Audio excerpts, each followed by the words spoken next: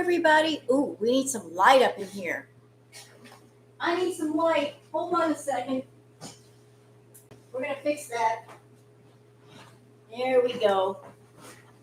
That helps a little bit, even though I got that window facing right at my face. How is everybody today? I wanted to sit and do some readings for Foodie and for Amberlynn Reid. And that way, like we got some stuff to catch up on.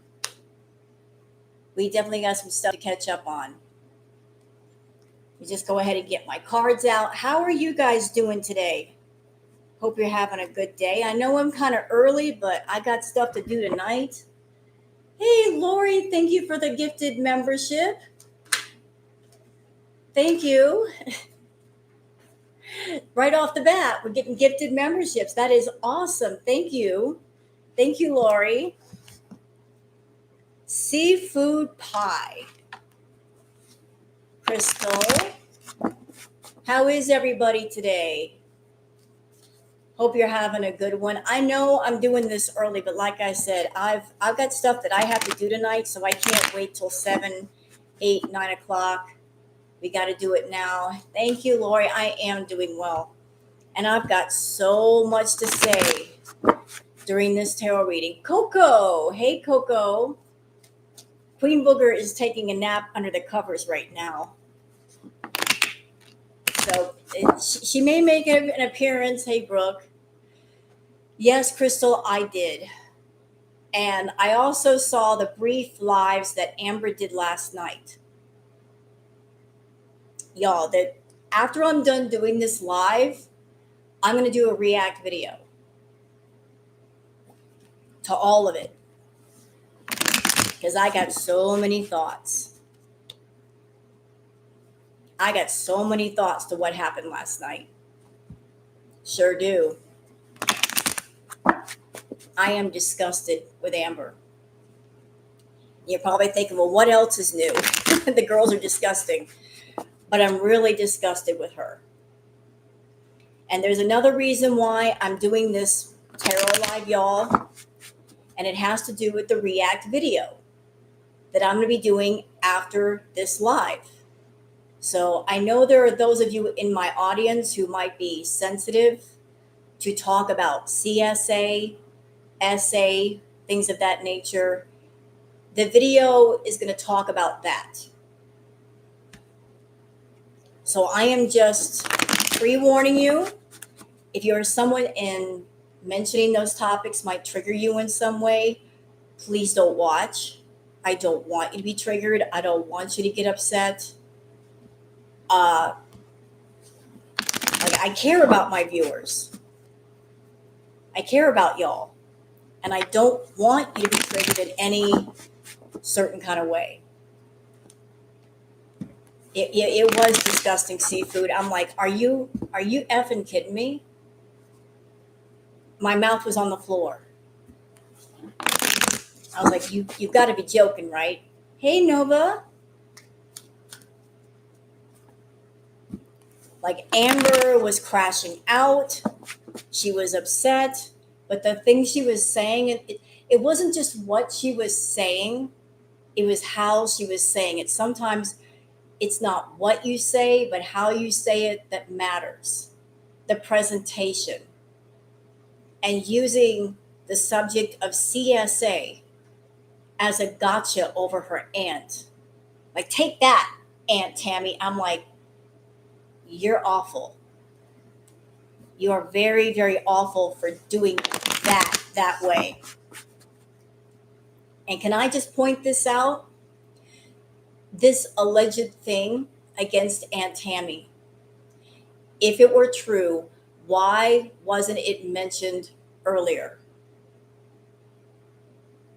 Why didn't Amber say something earlier? Why now? Exactly. And where is the proof? Where are the receipts? If you're making a claim about something, then the burden of proof is on you to prove that what you're saying is true. Where are the receipts to back up your claims? Those are really strong allegations. So where's the proof to back up your allegations? I also saw that Aunt Tammy did a short video of her own on her channel, and essentially she was telling Amber, get ready to get sued. I'm taking you to court. She's like, I'm not even going to talk about this. I'm taking you to court. Now, I'm going to tell you guys something. I did a private reading on this before this stream started. I did a private reading on Amber. I wanted to get like an overview. It's not a matter of if Aunt Tammy's going to take her to court. It's a matter of when. And when that happens, it's not going to be about Aunt Tammy wanting to get rich off of Amber. Like, I'm going to get the most amount of money out of you. What I kept feeling is principle. It's going to be about the principle of the thing, like teaching her a lesson that she can't run her mouth and make allegations about people that are not true and are unproved. Hello, Nasi Barikwa. So, and Amber, the aunt was not lying to you. She's going to take you to court. And again, it's not about she's looking to get rich off of you. It's about the principle of the thing, teaching you a lesson. You can't make allegations like that against people and get away with it. It's her. I'm teaching you a lesson. I'm teaching you there are consequences for your actions and your words. She claims the cousin just told her about the CSA. If that's true, I assume the phone call was recorded or there's text messages. Right. Where's the proof? Her coming online and saying these things is not good enough, especially when you're a known liar, that you've made allegations against other people. You've said things. You know what, Crystal? Do you know what I saw? Punitive damages. That Aunt Tammy is going to go for punitive damages. She's going to go for punitive damages. I don't know how much she can get out of Amber, but punitive damages.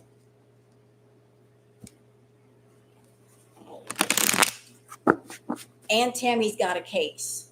She's on a public platform telling people something really awful about her. She can go for punitive damages. Hey, Mandrews.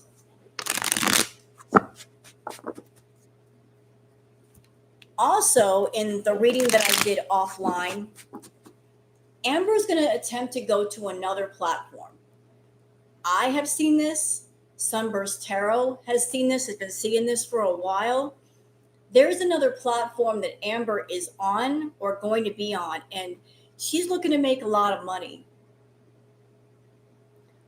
But it's not going to go the way she thinks it's going to go. If she leaves, she'll be back within 2 weeks. Like, Amber wants to be treated like royalty and get a whole lot of money. And like, I felt that there's contracts, a contractual agreement for something, and Amber's going to break the contract and screw people over. And that's going to lead to more legal problems. No, not TikTok. It's a Foodie forum. It's not TikTok. It's a Foodie forum. It's a Foodie site. She's like, you know why she's effing around on YouTube? Because she's this other forum that she can go to and make money, allegedly. And by the way, everything I'm saying is for entertainment purposes only. I have to say that. So she might be she's going to a Foodie forum where she can make a lot of money, but it won't last long. No, not Locale Live. A Foodie forum. Yep. Something maybe not commercially known, something more private with high-paying clients. But things are going to break down really quickly. Really quickly. Because she's going to go over to that site and she's going to F around and think that she can just sit there and talk and not really do anything. And the clients there are not going to be keen to that. And they're going to complain.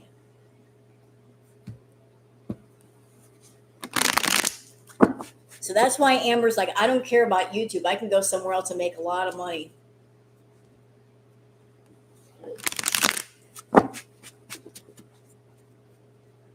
Hello, Sabin, Lori, Crystal, housekeeping, everybody. Hey, Yellow Moon, welcome. So, like, that whole situation is going to break down in a couple of weeks. If she leaves, she'll be gone for less than a month. She says, I'm going to be gone for a month. Oh, no, the break is not going to last that long. She'll come back much earlier than that.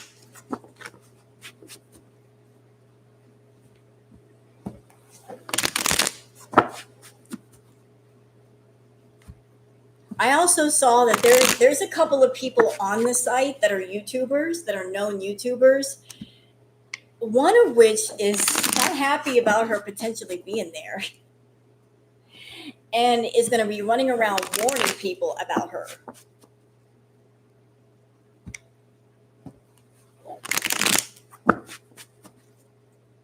So there's going to be stuff going on behind the scenes. So let's get in. Like, I'll do another reading on Miss Amber. So Amber might have legal issues related to the aunt and the things that she said, but she also might have further legal issues if she's got a contract on a site where she's supposed to do live streams or content and she doesn't do it, and she tries to just screw off, and she thinks that by ignoring them they're going to go away. No, they'll come after you because it is a legal binding contract.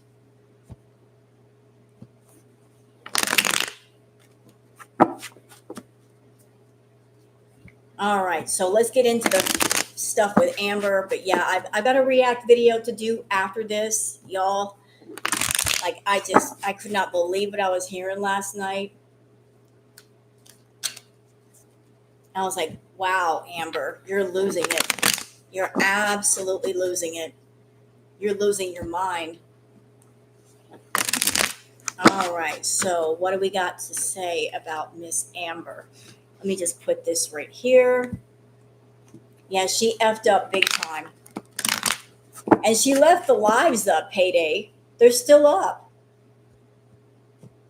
They're still up.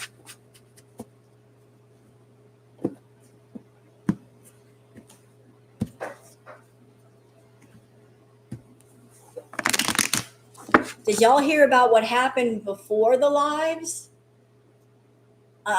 She discussed it in the lives, I'm sure, about what she said in Discord in relation to Casey.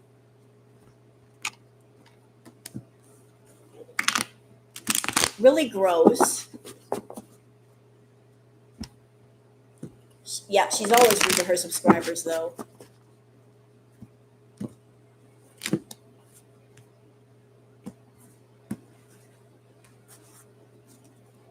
All right, so let's get into Amber. Let's see if I get the same cards here that I did before. Yeah, because the private reading I saw, like, wherever she's going, she's anticipating making big money. She could potentially make big money, but things are not going to go the way she thinks they're going to go.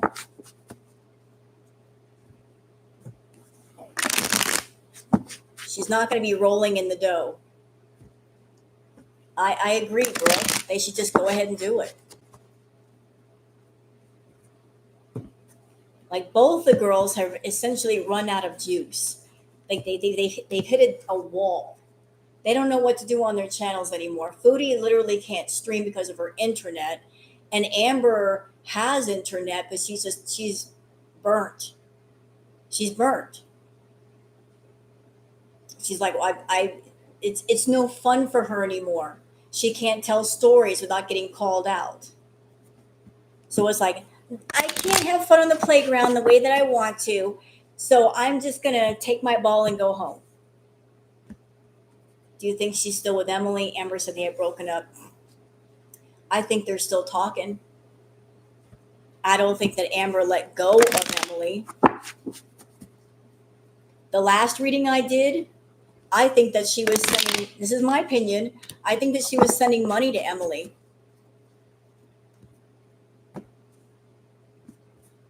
and floating her expenses. Like she is sugar mama. She's being the sugar mama to Emily.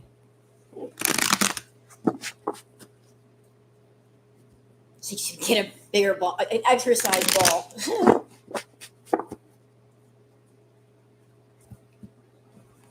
All right. Okay, what is going on with Amber? Her general energy. What is going on here?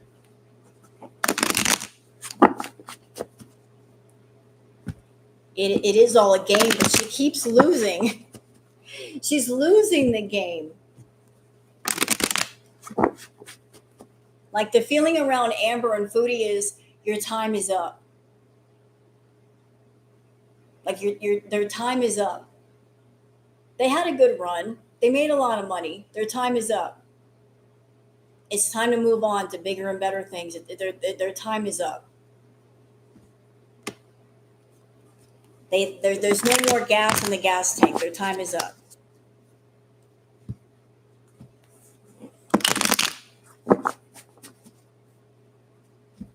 Okay.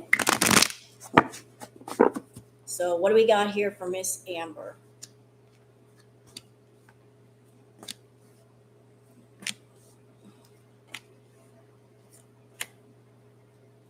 Whew.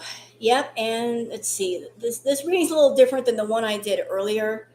Okay. So like what is going on? Hello, Linda. So first card down is the Six of Wands. I can show you guys the picture of it. Six of Wands. So there's an ongoing theme already of her traveling and leaving, as evidenced by the guy on the horse. Like she thinks that she's like what she's doing. Mike, doggone it, Mike. We miss you on YouTube. Where the hell you been? And I remember your cat. Your cat is gorgeous. Still love that lovely cat. But hey, Mike, we're doing a tarot reading on Miss Amber and Foodie. Mike, we need you reacting again, Mike.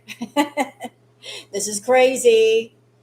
So, Six of Wands, like she's on her way out, and she's like, I'm leaving, and I'm going to be making money. Like I am making a good decision for myself.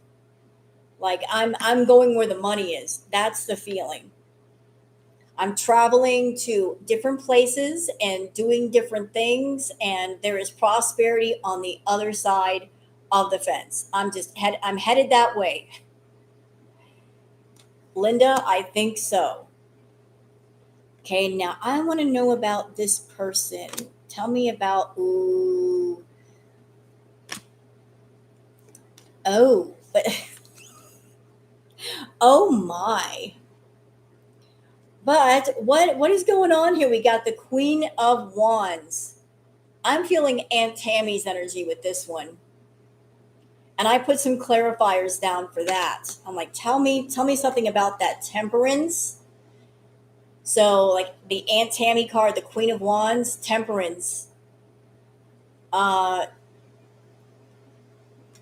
Money going from one cup to another. Yep.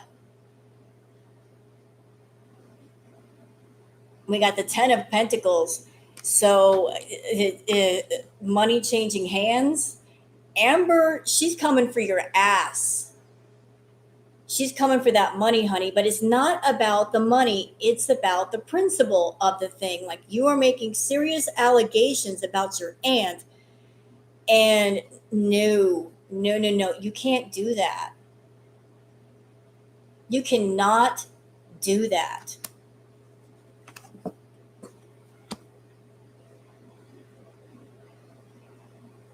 And if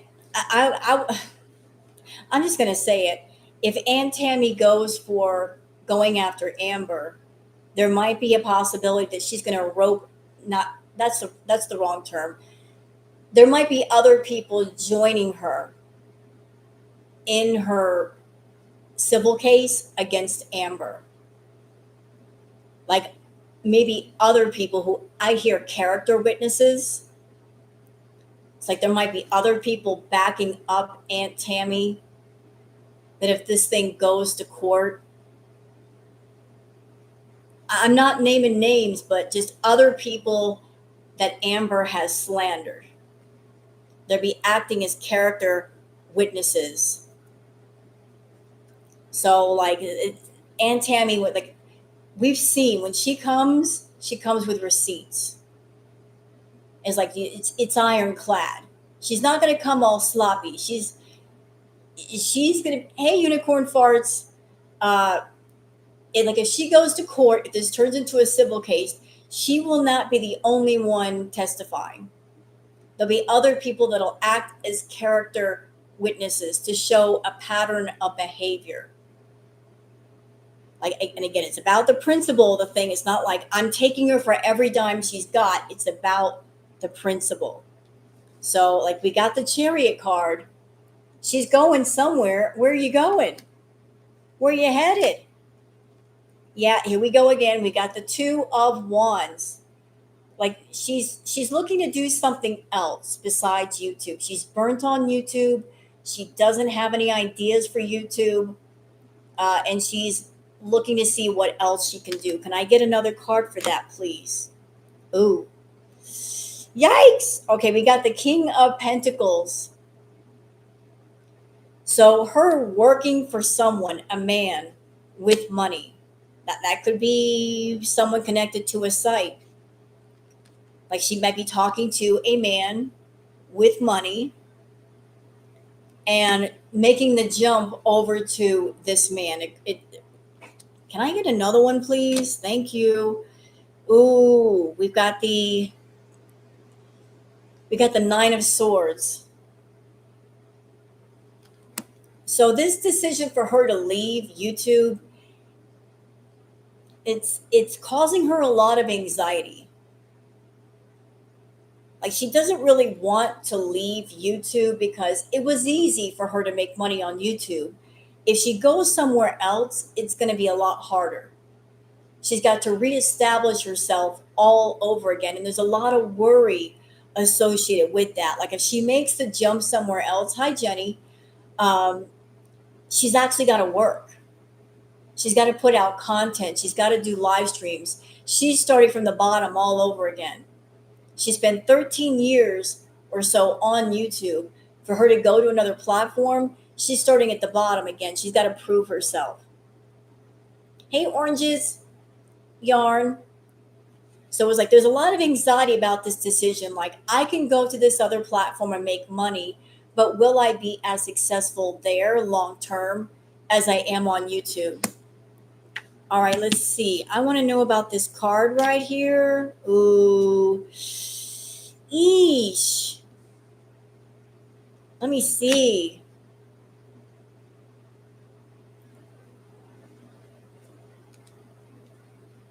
We got the Page of Cups. Hey, Beverly.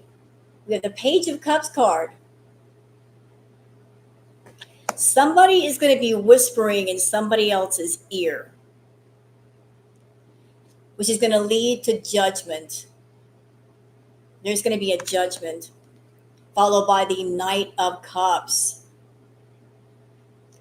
Like somebody coming for the money. Girl, what? We got the Two of Pentacles. This is for Amber, yarn. So like she might have like let me do one more just to make sure. So we got the Page of Cups, Judgment, Knight of Cups, Two of Pentacles. Sorry, Two of Pentacles.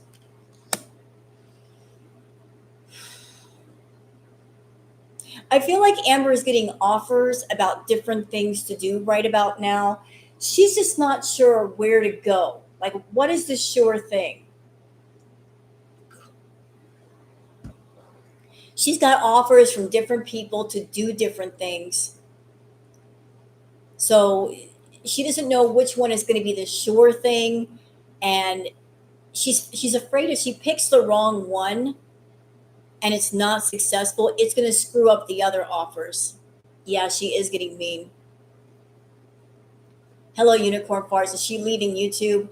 I think she's not leaving YouTube per se. I think she's going to take a break, Unicorn. 2 weeks. I saw 2 weeks. Less than 2 weeks. So she might disappear for a minute, but 2 weeks.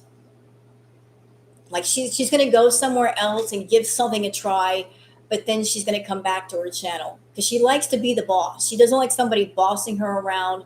She doesn't like schedules. She doesn't like requirements. She likes being in charge. I don't think she's going to leave YouTube full time. I don't think she can. She spent 13 years building up her channel. She's not going to let it go. It's a pride thing. It's a vanity thing. But she's got offers coming in.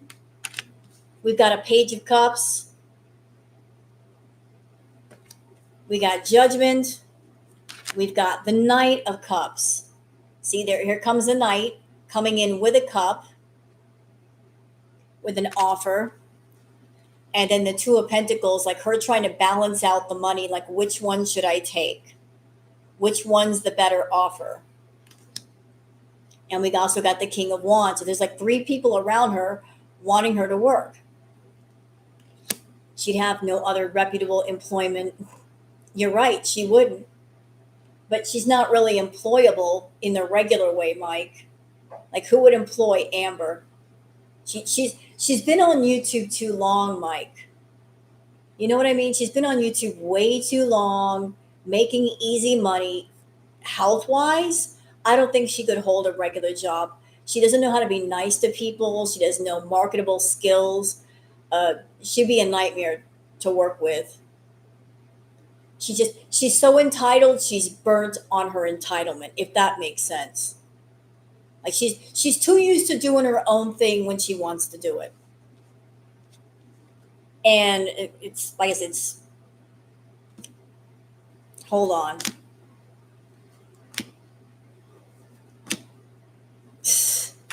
All of the Justice cards keep coming up. Look. We got this one, 10 of Swords. So the opportunities that she has, yeah, you'll make money, but you'll be hurting your body all at the same time. You're going to have pain everywhere. You're going to be more sick. Like there's the Wheel of Fortune, but it's a toxic Wheel of Fortune. Like you can do anything you want, Amber. Anything at all. We got the Queen of Cups. We have the Justice card. Justice and Judgment keep coming up for her. And we also have the Page of Pentacles. So let me explore that Page of Pentacles. I want to know, like, well, whoever this Page of Pentacles is, they're coming in hot with the Knight of Swords. Like there's a fight incoming to her. With the Knight of Swords, I'm coming into battle. Oh my. We've got the Sun card. And we've got the 5 of Wands. So like as you can see, okay, I'm going to tell you guys something that I saw earlier with her reading.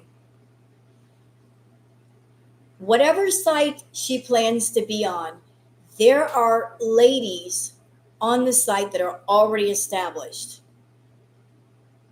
I saw 4 of them. There's 4 main that are the big money makers, that are the queens of this forum. And the Foodie content is already a niche. It's a small niche. And it's very competitive. And if Amber comes in, the competitive side of that community is going to come out. No, it's not low-cal queens. It's not that. It's another place. It's a more private forum, like invite only. That's where she's going to make her money. But there are already women on there making money, and they're not going to like Amber. They're not going to like her being there. There's going to be a worry about her turning off clients and ripping off clients and scamming clients, and it's going to get nasty. No, it's not OF. This is something not commercial, not commercially known. Like I said, invite only. Something that people wouldn't know about unless you get invited to it. This is not OF. This is like a much more private forum. So if it's a private forum with ladies that are catering to the feety fetish, like the it's people there are very protective. Does that make sense? The ladies that are there making money, the people that are already there making money, they are very protective of their clientele, making sure that they don't get ripped off. And Amber is known for ripping people off. It's very competitive over there. So this is going to be a fight about content, about money, about like, you're not taking my money away from me. There's already whispers behind the scenes with these ladies, like word is already being spread around. You hear me? The talk is already happening. Like there is some behind the scenes stuff. People already talking and warning their clients, don't go to her, don't talk to her, she'll scam you.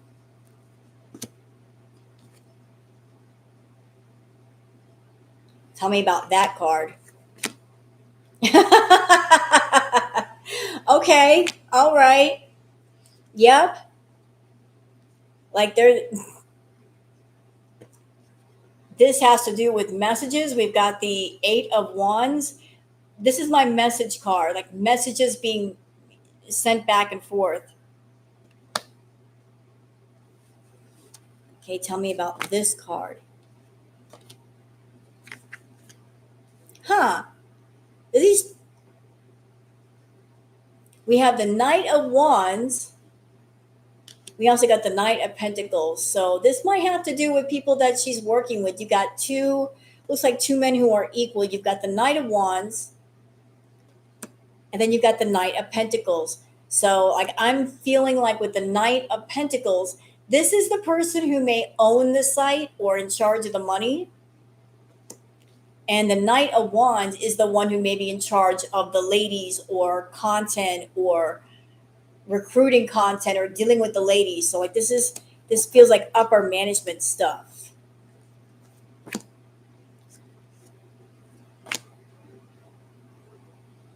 Ooh. We've got the 3 of Swords. Like it's going to lead into disappointment for her. Yeah, like yeah. I try. You know what, Mandrew? I'll keep it 100. I really try to not get upset when watching Amber or Foodie because they you're right. They do feed off of that. They feed off that negativity. Negativity makes them a lot of money. But sometimes you just can't help it, especially when the subject matter is very, very serious, like what happened last night. All right, so you've got the 3 of Swords. Like there's, ooh. Then we have the Knight of Swords. Like someone's going to be bringing the fight to her. Big time. So that's it for, let me pull out the Oracle cards for Miss Amber. Oh boy. Hey, Patty. Nice to see you too. Welcome. Very nice to see you too. She is, Linda.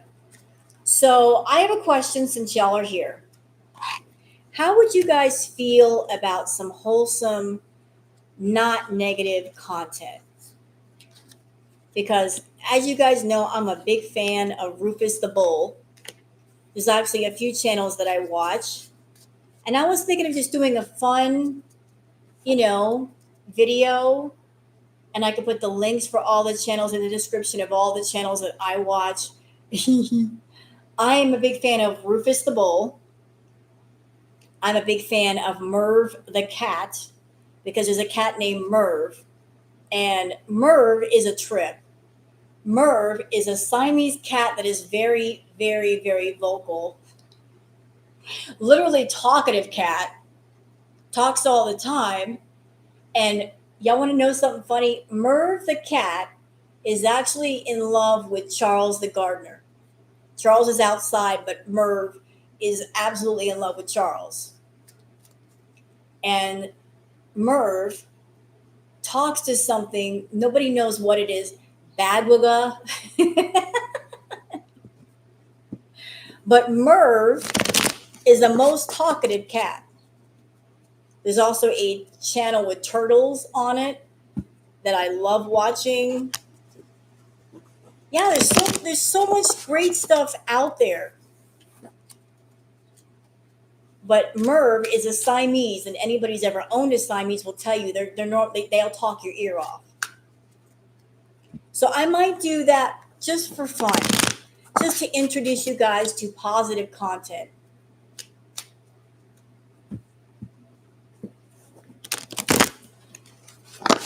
Like, I came across Merv the cat. I'm like, oh, I love Merv already. A Siamese cat that can actually make human words. Oh, he's doing fine, Mandrews. Hello, Irene. So let's do some Oracle on Amber. You're on crime sites. You know what I do do you guys know what I do to decompress from YouTube and from work? I love creepypasta channels. I love listening to creepypasta stories, the ones with the rules. You got to follow the rules. I love those. Like Lighthouse Horror is good. There's so many out there.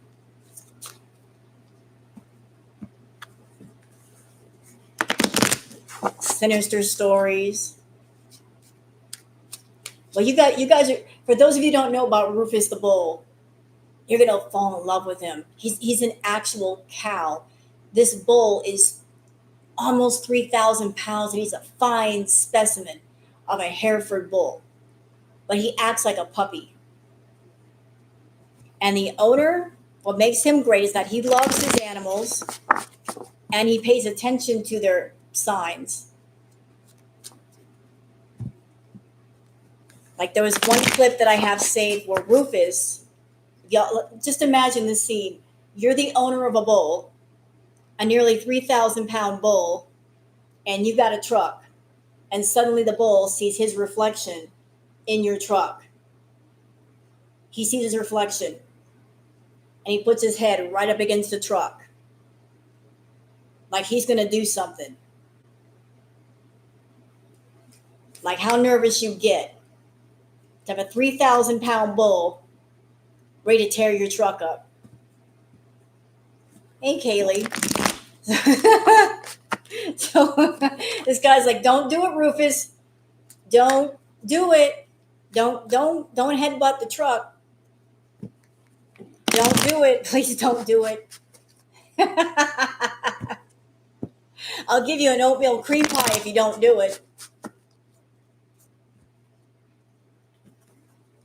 Please don't do it, because Rufus is so big and so strong that Brent rides around like a golf cart around the property, and Rufus can nearly tip that over by himself. He doesn't know his own strength.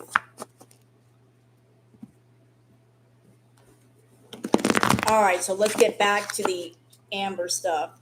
But I just thought I'd pass that by you guys and see how you feel about it. We could do some funny stuff, animal stuff, give you guys something to look at besides Foodie and Amber.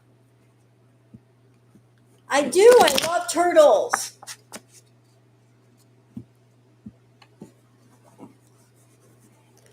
I love turtles.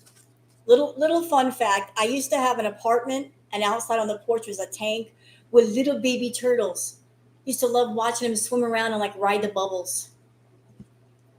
They were funny.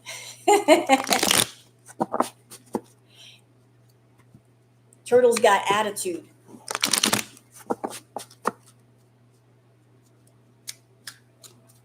And the apartment complex that I lived in had a large lake. All the ducks loved me because I would feed them a lot. I would put out seed and stuff for them to eat. But there was a funny character. There was an egret that Edgar, I called him Edgar. Edgar would take bits of bread that I would throw out. He would put them in his beak, go to the lake, put the bread in the water, and use it to go fishing. He'd wait for the fish to come up to the bread, and then that would be his snack. So it was like Edgar would actually come on the porch and wait for me to give the bread so he can go fishing.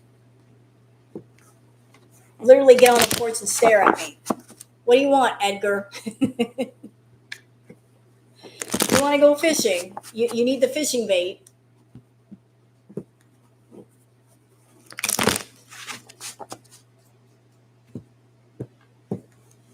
Hello, Irene.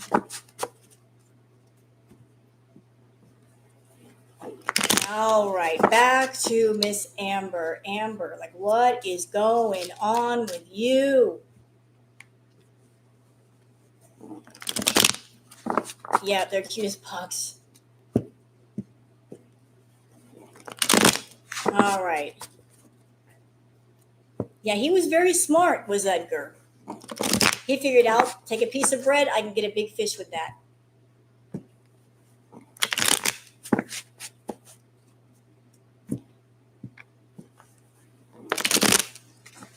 All right, so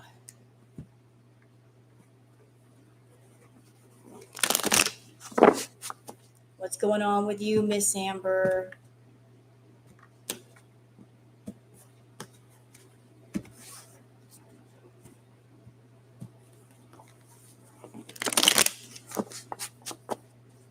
All right. She is fed up. She's over it. She's fed up with all the noise, with all the in her ear. She's over it. She's not having it. She's frustrated. Like she's tired. Like YouTube is no longer her little happy space. But then again, she made it that way. Over the course of years, she's done things, and those things have come back around to haunt her. So she's over it. She's like, the YouTube noise is getting too much. It's like people coming at her with the things that she said and the things that she's claiming, like the things that she put out there.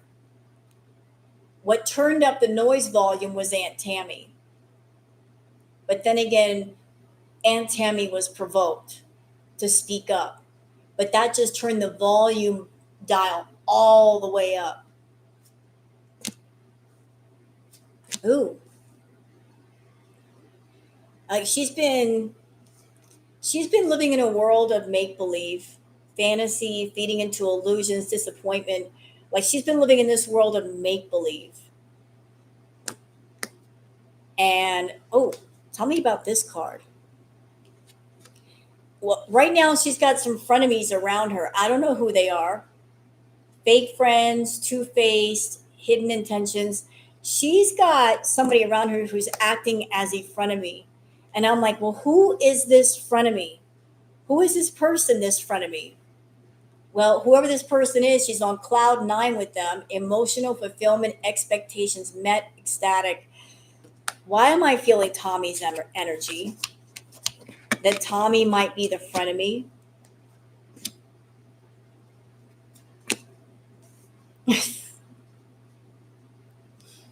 Like she is immature, small-minded, insignificant drama. Like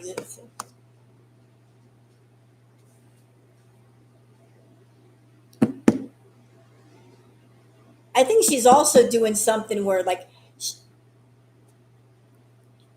what are you doing behind the scenes, Amber? Third party interference, failed sexual attempts. Is she like trying to block maybe Emily from being with other people? It's like, and she's also like running scared. The runner escaping. Yeah, she's definitely escaping.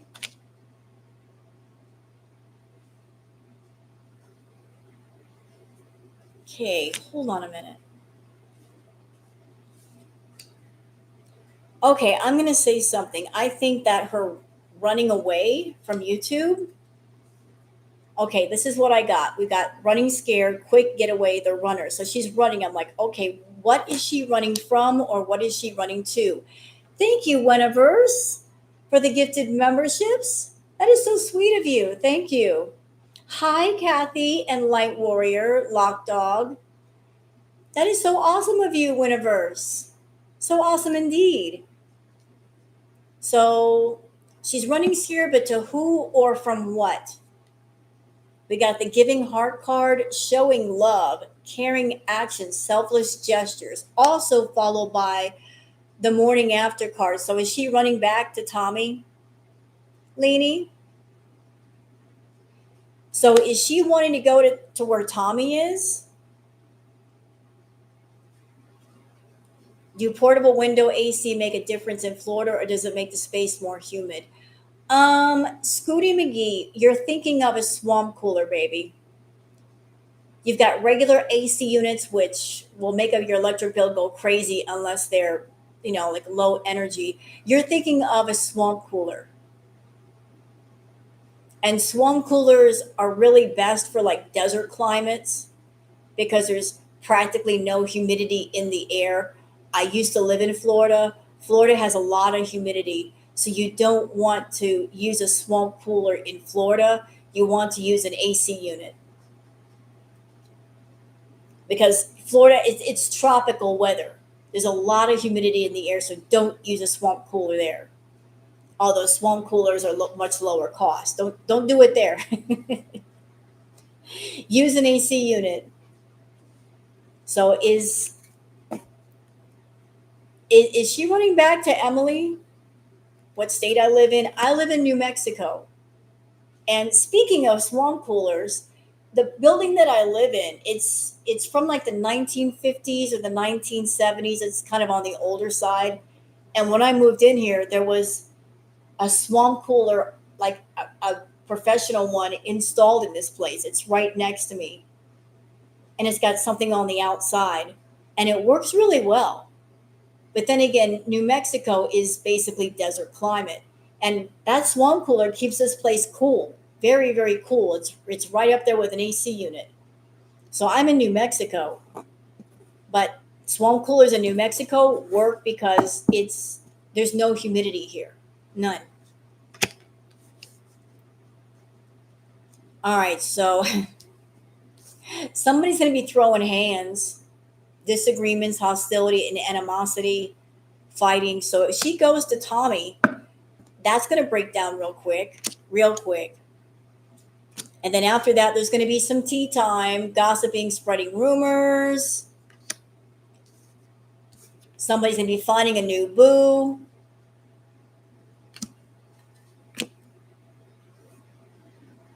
Oh, and there's going to be a case of fraud, stolen identity, faking it. Wait a minute. Who's going to be the imposter here? Tell me. Someone's going to be spilling the beans about this.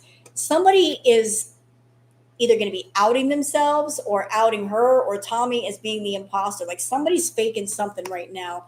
And there's going to be spilling the beans about that, revealing secrets, about live mind games going on. There's a lot of mind games that are going to be played. Ooh.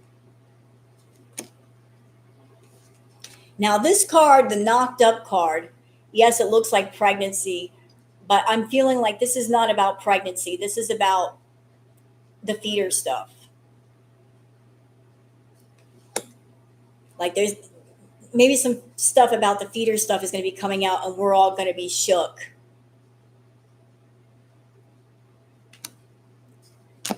Somebody knows something. Someone knows something about the feeder stuff. Someone knows some stuff. I don't know who it is. I don't know who's going to talk, but somebody's going to talk. Someone's going to talk about something. So you know what? Since we did Amber, y'all know who's next, right?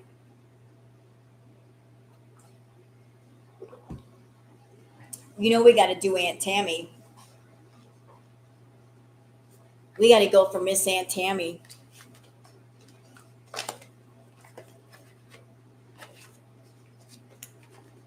Where is it? Where is it? Where is it? We got to do Aunt Tammy. Why am I? Okay, I'll use you. Well, I'll use you. Hi, Sunburst. And by the way, everybody, Sunburst Tarot just released a video of Amber. I hope y'all go check it out. And I will do a react on it a little later. But I would like, if you guys want to go check out her reading of Amber first, that way you can check it out before I give my commentary.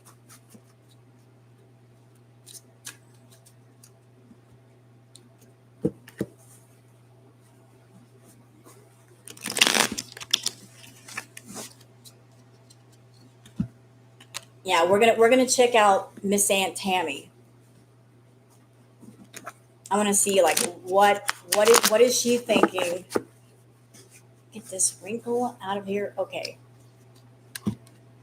Now, like I said, y'all. If it's not a matter of if, it's gonna happen.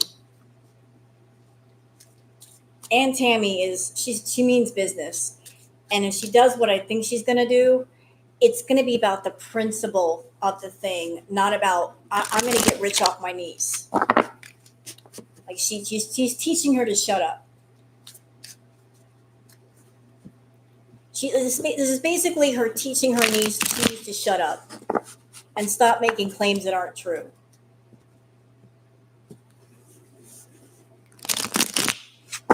So again, like Sunburst Tarot did a reading on Amber. She released it, I guess, a few minutes ago. I'm gonna go check it out after I'm done doing my readings.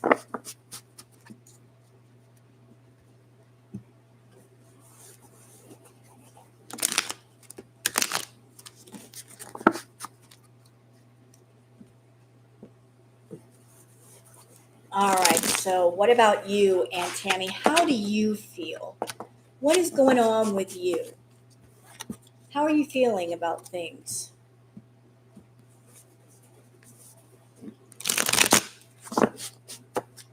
How are you feeling about your niece?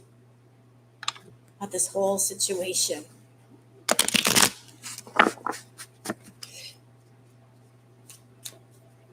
Amber and Emily and Tammy. Well, I don't know how long you've been here, Sunburst, but I felt like Amber is going to be running to Emily. She wants to go see her, spend time with her. They're going to spend some time together, but that's going to break down really quick. Somebody somewhere is going to betray Amber and spill some beans. Like there is a frenemy around Amber right now. And shit is going to get spilled.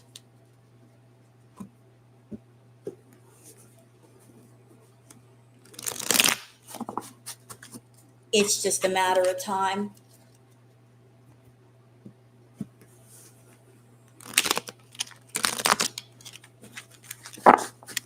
You know, I've never done a reading on Alexis. Maybe that'll be the next one I do. I don't know much about Alexis. I honestly don't, but maybe it's a good thing. I'll just go in blind. I don't think it was Alexis that called her that. I think it was Emily who called her that.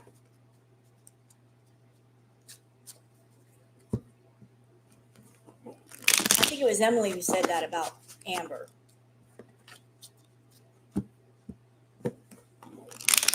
All right, so how you feeling, Aunt Tammy?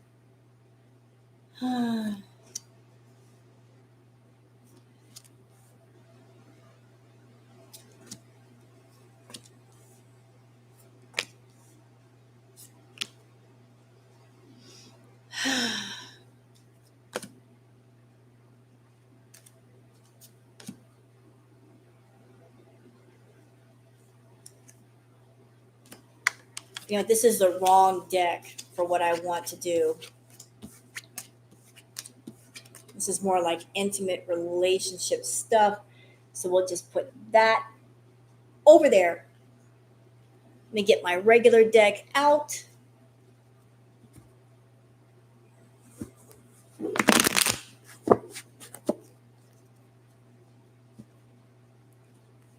You're right, Crystal. She shouldn't have aired the family dirty laundry or just the families. Any family members kept it off her channel. Like, it all leads back to Amber. If Amber had shut her mouth about her family and stopped using them for content, none of this would have happened. If you talk about your family on your channel, then it's only fair that if you talk about certain people on your channel, they have a right to respond and to give their opinions about everything going on. And you can't get mad at them for doing that because you're putting stuff on a public forum. So the public, family included, has a right to respond to you. They have a right to have their say. Thank you, Mandrew.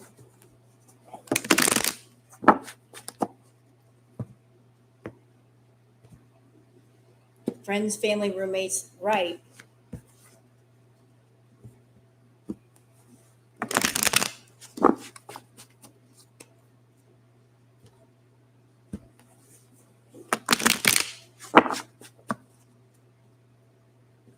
And you know why I think she's gotten exposed by people that she knows? I think part of that is just those people that have exposed her is because they want her to just shut up talking about them. That's all she had to do is shut up talking about them and slandering them. Hey, Miss Marpai. You're talking about people on your channel, you're monetizing it, you're making money, and you won't keep your mouth shut. And those people are tired of being slandered. And you put them in a position where they have to come online and say something.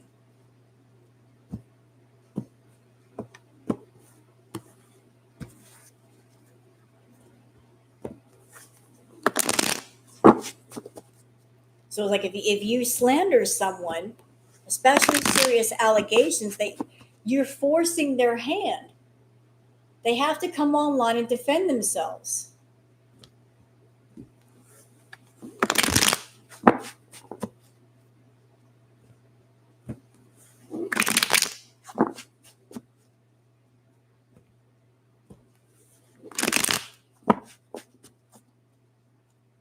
Like, you guys know that I'm not really a regular Amber reactor. I don't know a whole lot about her lore.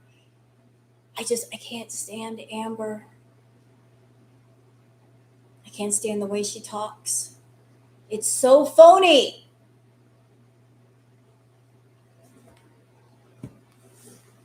But because of that, I never got into Amber.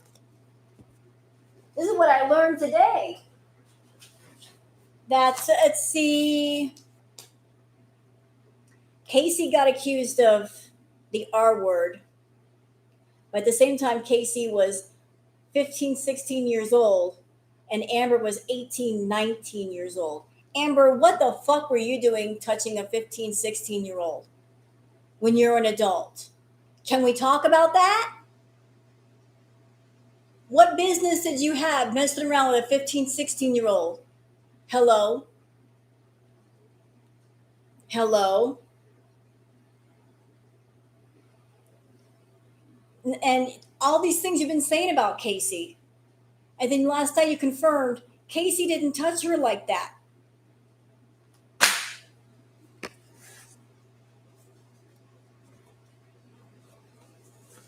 Excuse me, 18, 19-year-old Amber, messing with a 15, 16-year-old ma'am.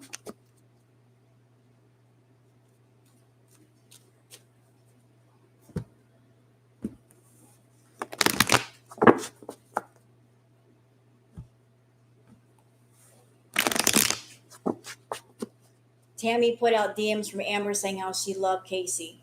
Yep.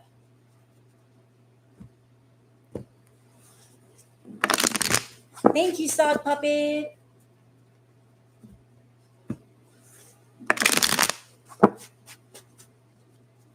Yeah, exactly. So it's like Amber outed herself saying that nothing happened between her and Casey. And yet, weren't you claiming something that the R word happened with you and Casey? And call me Denshaw, but the whole raindrops, is it raindrops and petals? That thing, eavesdrop. I did not know what it meant until today. Somebody told me. Like each letter of the word corresponded to something else. I'm like, oh, I did not know.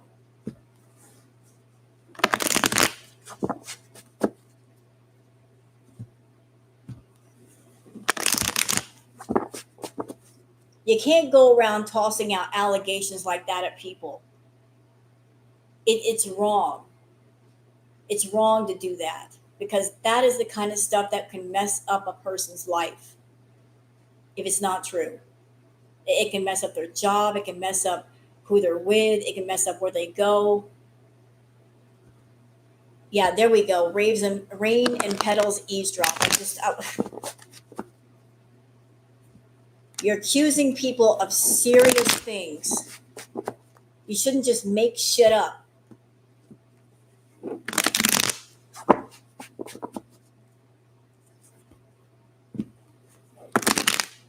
I mean, that's just crazy. All right, so Aunt Tammy, you're up, ma'am. I want to know about you.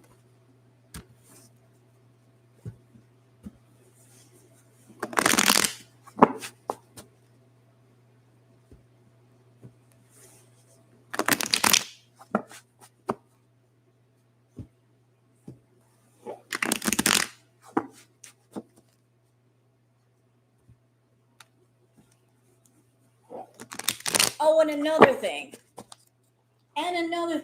And this really, her tossing out these allegations is terrible. I also heard that she accused, oh lordy, it's Jordy, of being a PDF apologist. How can you do that, Amber? How can you accuse someone of something like that if you got on your live stream and said that you just found out this information? So if you just found this out, how is Jordy supposed to know? More than likely, it's a lie coming out of your mouth. But if it were true, you just found this out. So if you just found out and he didn't know, how does that make him an apologist if he did not know? Yeah, I know Jordy's not like that. I would never imply that he was like that. But she was implying that about Jordy. And it's like, no, ma'am. No, he would never. But you're making an accusation, you're pointing a finger at Jordy's back, and it's like, hold the fuck on. Hold on. You're claiming you found out this information. He did not know anything. But you're making an accusation against him.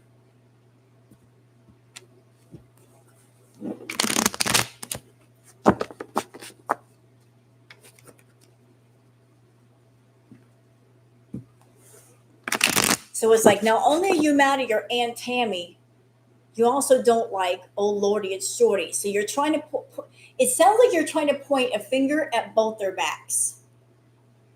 We ain't having it on YouTube. We are not having it. He also did not.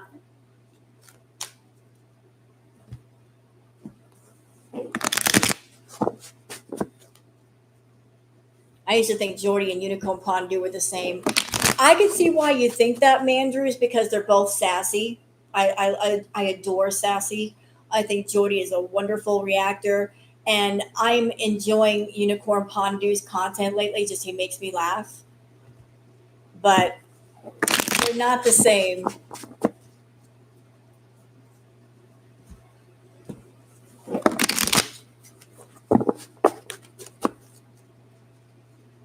They sound the same. Sort of, kind of. The the way this it sounds different to me.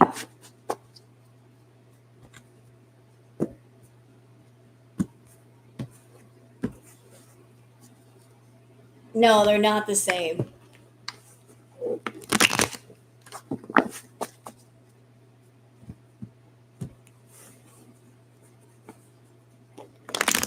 The style of delivery of Unicorn Pondu and Jordy are different.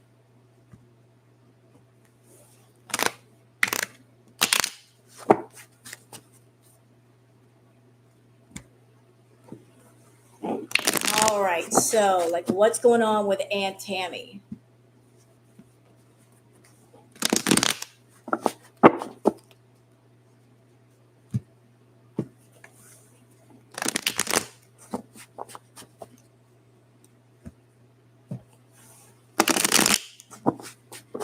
Amber, Aunt Tammy's coming for your ass. I just felt that. She is coming for your ass. You pushed the red button. You shouldn't have done that. She's coming for your ass, girl.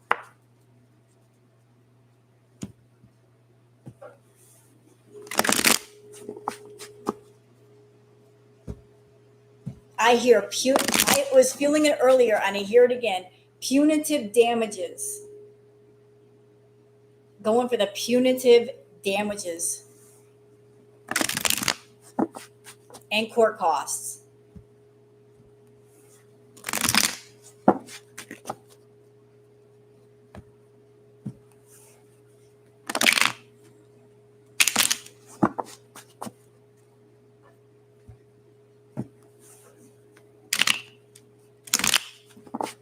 Like I said, I feel like there's going to be character witnesses.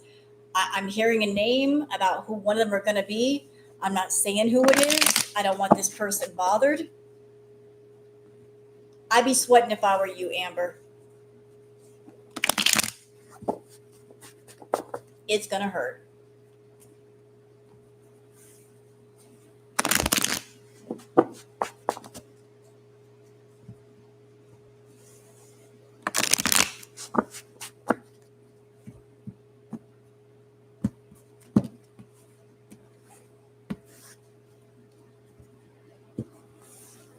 One character witness, possible 3.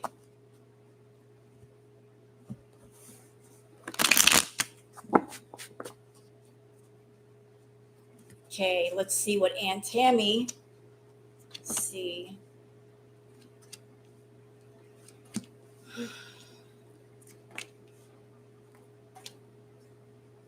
How is Aunt Tammy doing? Oh boy. Interesting. So the first card down for Aunt Tammy is the Page of Cups. I wanted to know about this Page of Cups. Like, what is that? Tell me more about this Page of Cups. I feel like the Page of Cups is her. Like Aunt Tammy's not doing badly. She's got enough. That's probably why the Page of Cups came up. It's like, I'm doing okay. I'm not hurting for money. And the other cards I put down for that, we have the Queen of Pentacles. Hi, Amber. And Amber, what you've done, it's really hurt her. Like, you've really hurt her. You've hurt your aunt.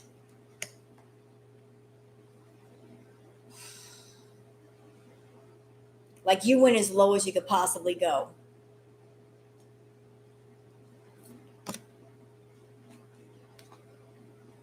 Hold on a minute. What is this?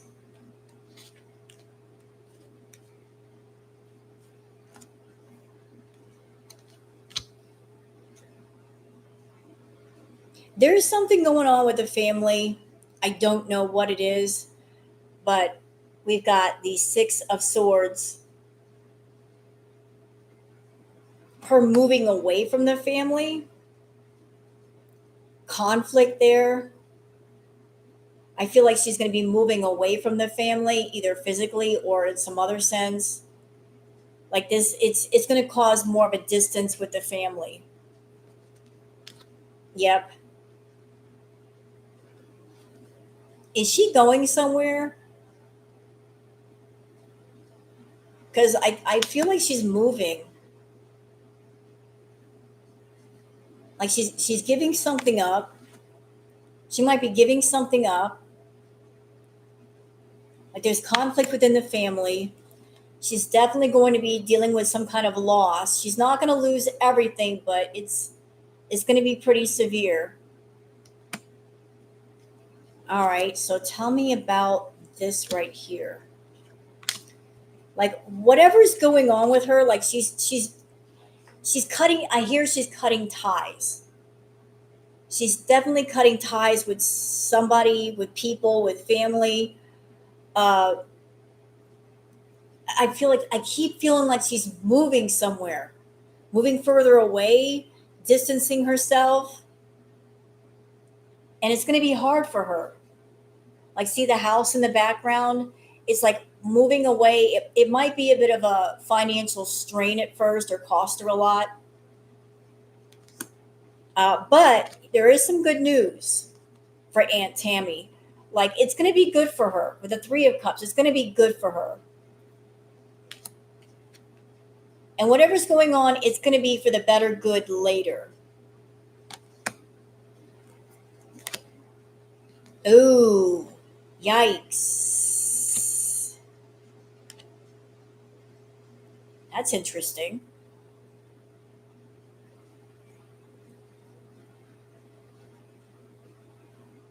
Tell me about that.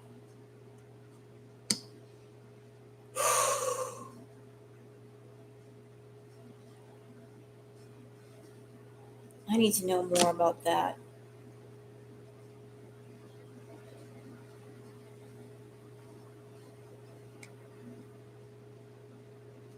Hmm.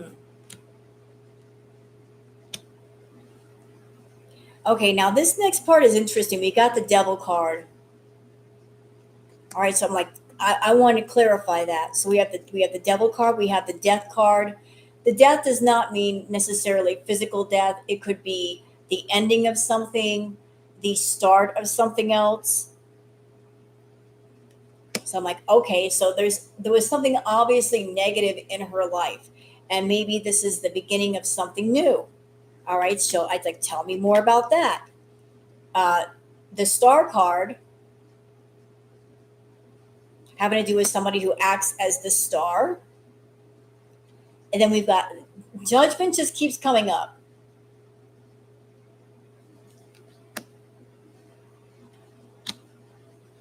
Mm,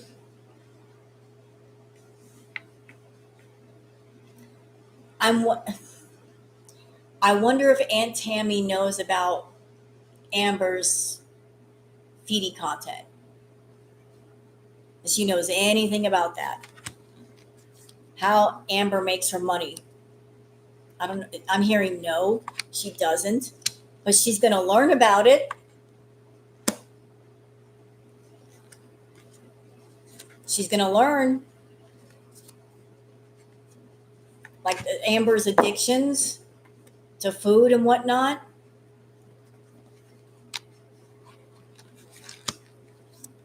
She's going to learn about it. Okay.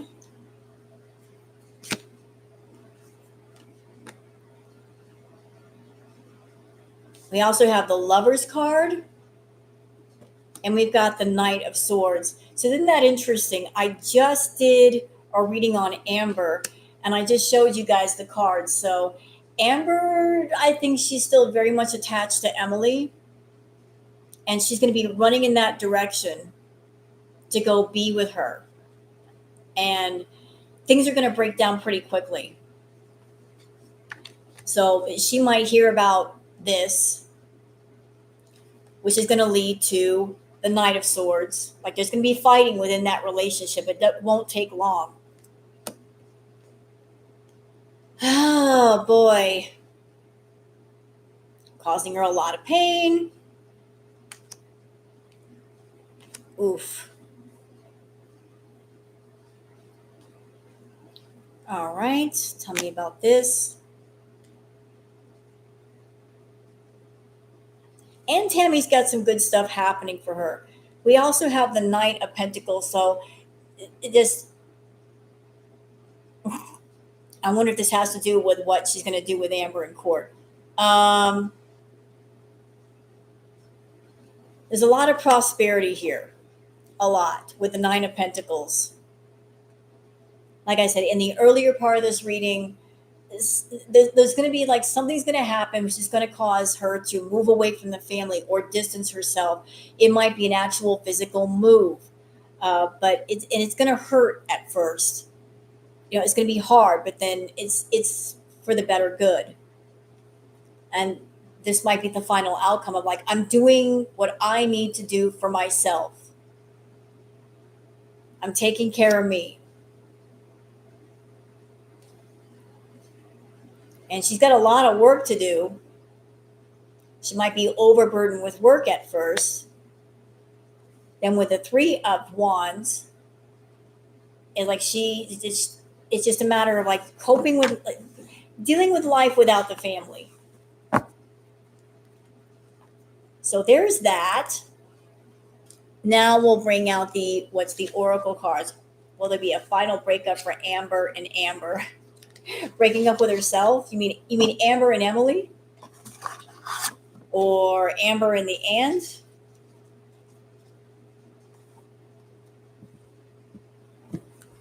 Amber is such a narcissist, she would date herself. And the funny part is, if she dated herself, she probably hated herself. Can you imagine Amber dating herself?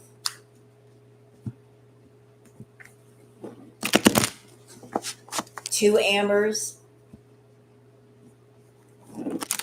There can be only one. Are you guys enjoying the stream? Are you guys having fun? If you want to give a thumbs up to the stream, I would sure appreciate that. You don't have to if you don't want to.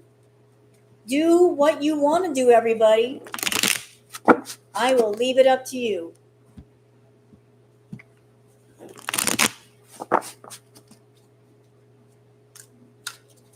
They would want all the attention. I know. I know.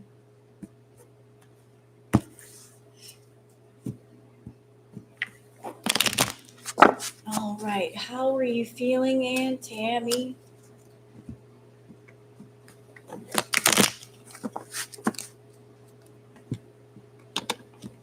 And after this reading is over, I'm telling you guys, I'm going to be gathering some stuff up and I'm going to be reacting to Amber. And again, if you are someone that any talk of CSA, SA, the R word, if that triggers you in some way, please don't watch it. I don't want you to get upset. I don't want you to be badly triggered. But Spicy Rose is going to be fucking out. I'm just letting you know.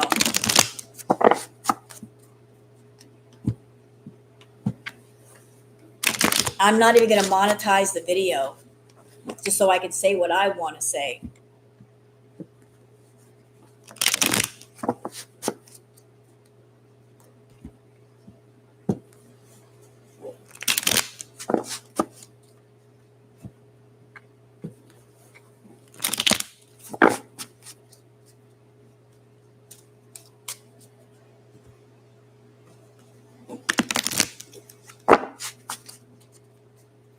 Okay, Lauren.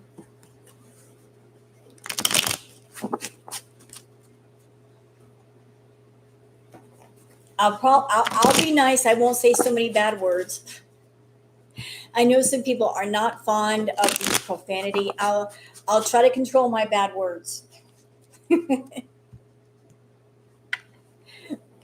You know, the kind of words that your parents say, I'm going to wash your mouth out with soap, those words.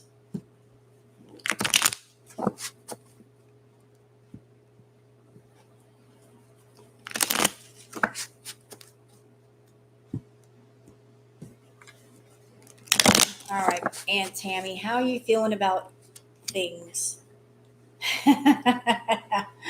Throwing hands. She's be throwing hands like it's on. It is on. Disagreements, hostility, and animosity, conflict, and fighting. Oh, ooh, you pissed her off. The girl, the gloves are off. I just heard the gloves are off. Like it's bare knuckle fighting from here on out. It's bare knuckle fighting.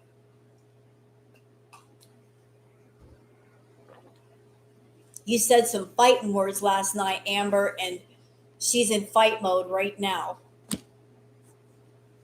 Ooh. Oh. Like and she's going to be talking more to people, tea time, gossiping, spreading rumors, drama. Oh, but it's this whole thing is hurting her. Heart fog, mixed emotions, unclear feelings, wishy-washy. Like there's hurt mixed in with all of this. I know that Aunt Tammy says, I'm done, I don't care, but she does care. There's a part of her that does care. It's hurtful to her. This hurts her. This is hurting her. She hates it. And why? Because of like the on again, off again roller coaster, highs and lows, on again, off again, hot and cold. She's been taken on a roller coaster with Amber. And it's just like it's been one thing after the next thing after the next thing. Ooh. Hmm. You know how I just did a reading on Amber and I said that Amber would be going somewhere with somebody? Confirmed. Romantic getaway, spending time together, one-on-one time. Why is this pop? And I'm like, why is this popping up with Aunt Tammy? I just did one on Amber. Uh, uh, Amber's going to be making a big deal out of it. Like there's going to be low self-worth, negative body image, feeling judged. And she's fucking fed up too. Everybody's fed up in here.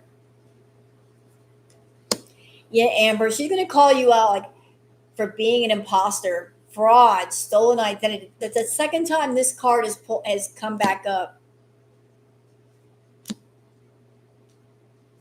Mm-mm-mm.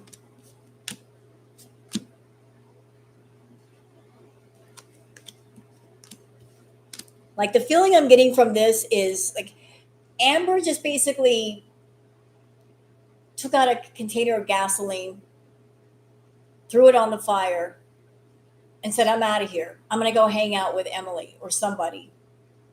I'm just going to let it all burn. I'm going to run away from the fire that I caused. Thinking it's all going to be over when I come back.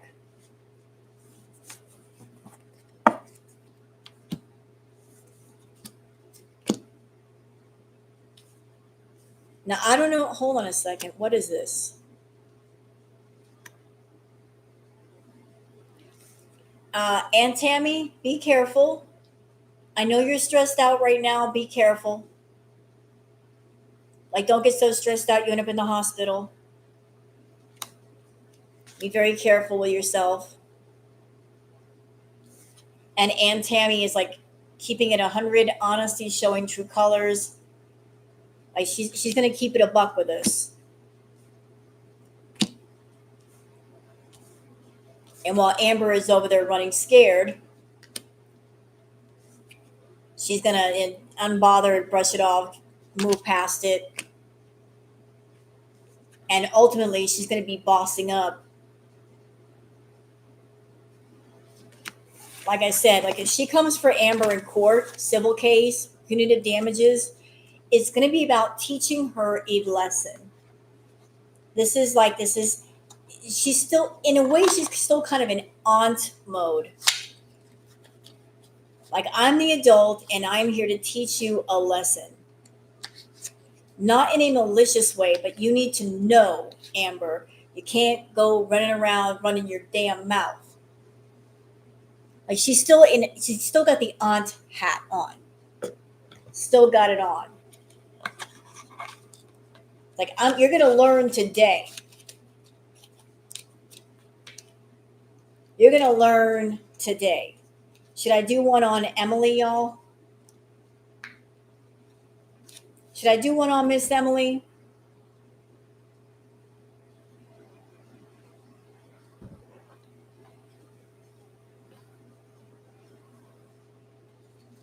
See what's going on with her.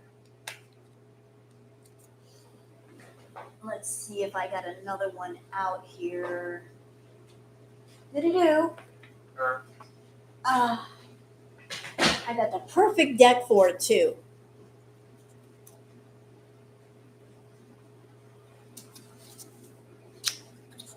I think that this one's screaming at me. Use me. Use me. I got stuff to say. I'm doing one on Emily right now.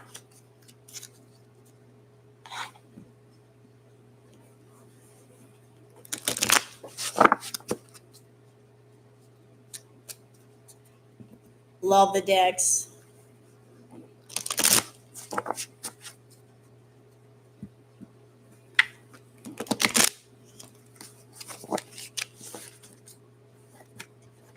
You know what? I just forgot that something that happened to me before I began doing my tarot readings. Sometimes when I'm doing a reading on somebody or I'm reacting to a tarot reading, I get songs in my head and I don't know what they're about. The song that popped into my head, like as I was getting ready to come on camera, Janet Jackson, Pleasure Principle. What's that song about? Like, I remember hearing it when I was younger. What exactly is it about? I can't go look up the lyrics. Pleasure Principle by Janet Jackson.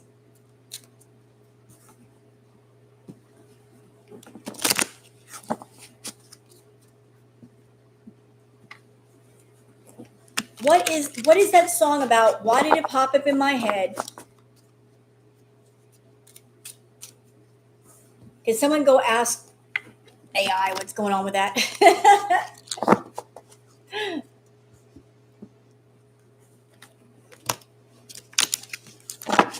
While I shuffle these up, is there a breakup coming?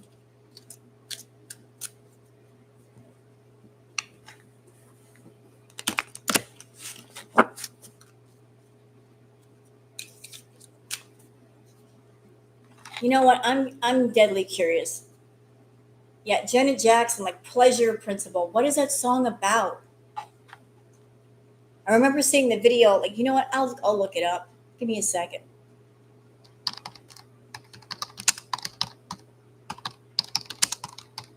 Meaning, because I really want to know.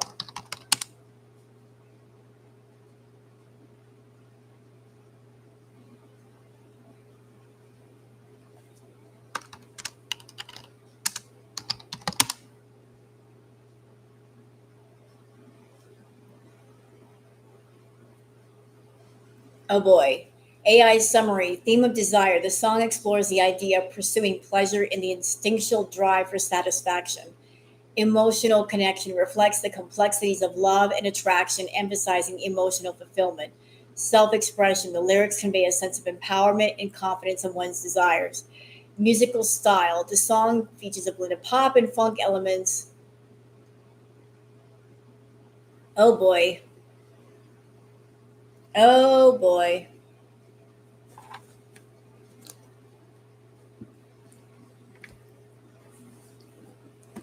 Yeesh. So does that mean that Amber, like, she's all like just she's like I'm being hedonistic almost and like going for pleasure?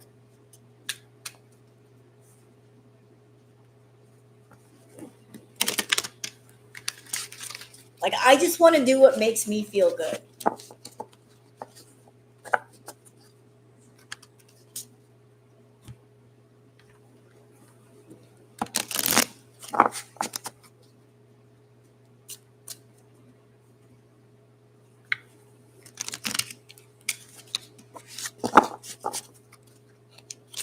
Oh, damn it. There go all of my. I hate that. There go my cards. Well, shoot. Man. Don't worry. I got this under control. Somewhat. Oh. Ah. I just got to pick them all up. These things are slippery. Maybe they don't like Amber and they're like, we don't want to read on her today. Screw her. Who do you think you are anyway? We're going on strike. We're going to read on Amberlynn Reid. We're not having it. You can't make us. We won't go. Well, I don't like the flying cards. Flying cards are fine, just not the whole deck. All right. Like let's get serious now. Let's get serious.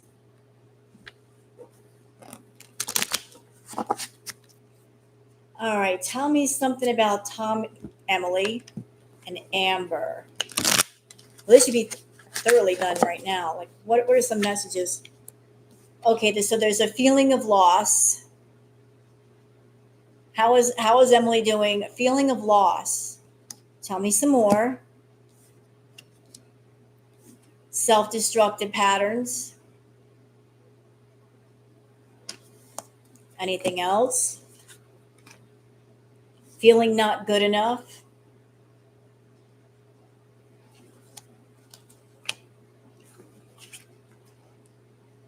Lack mentality. All these are problems in the relationship.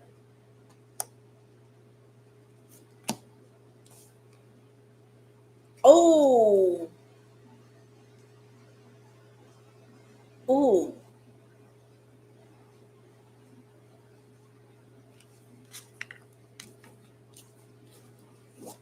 Fear of intimacy. Tell me some more about that. Oh, unhealed past relationships. Okay. Feeling unlovable. Like, I feel I'm doing this for Tommy, Emily, but I feel like there's a mixture of Amber's energy in here too. It's like they're both intertwined in a way. Like, they both suffer from unhealed past relationships. Okay. Fear of intimacy, I'm feeling like that's on Amber's side. Feeling unlovable, that's also Amber.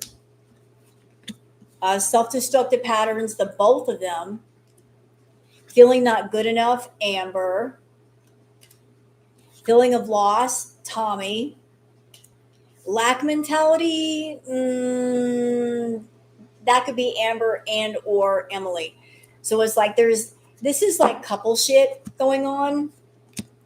There's problems going on between them. False self-beliefs, the both of them. Toxicity, definitely the both of them. Feeling incomplete, that's Amber. But I'm also getting a sense of that's also Emily for some reason. Lack of alignment with love. Yeah, that's what I was feeling, Crystal. Like, that Emily was really attached to Colleen, really attached to her. And I'm hearing in my head right now, Amber was kind of a replacement for Colleen, but not a very good one. Not a very good one. It's like the rebound in the worst way. Rebound.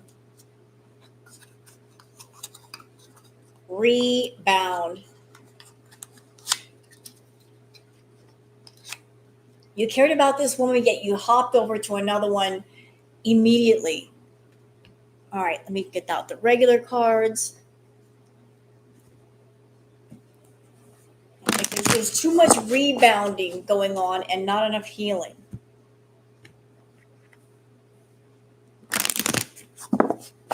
And let me make my position known, okay? Can we? I'm just going to put it out there. Look, Emily, she got some nasty energy, y'all. She does. She's got some nasty, nasty energy. Bad. Like I said in my reacts, I look at her as the angel of death. Like she's her feety fetish is on the darker side of the spectrum. I don't only a psychiatrist to be able to figure this out, but it's like this is just my take. Again, I'm not a doctor. It's not just that she has the feety fetish, which is one layer, but she takes it to the extreme, which is another layer. She looks for women, big women. It's not just the size though that she is really into. She looks for women who are very, very ill, women who are, say, in a hospital bed or on life support or like breathing tubes. So there's something medical mixed up in that. She wants the women to not only be big, which is one layer, but to be very, very ill. Very ill.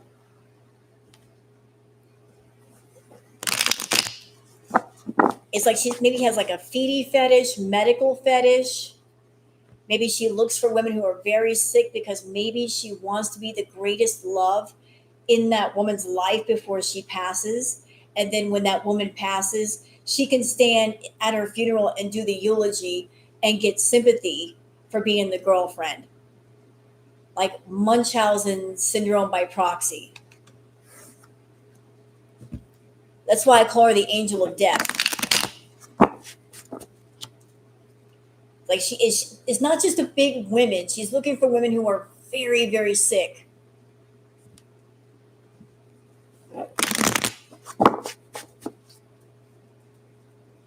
So she wants women in the 500, 600-pound range that are nearly bedbound or are bedbound.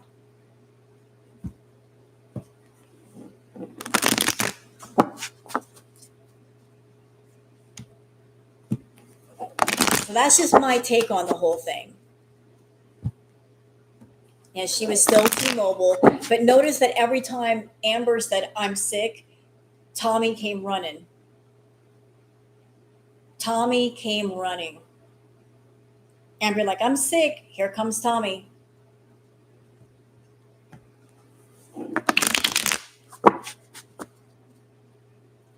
And then there's a woman that Emily was talking to. What's her name? Zio? Zio's in a nursing facility. Not well.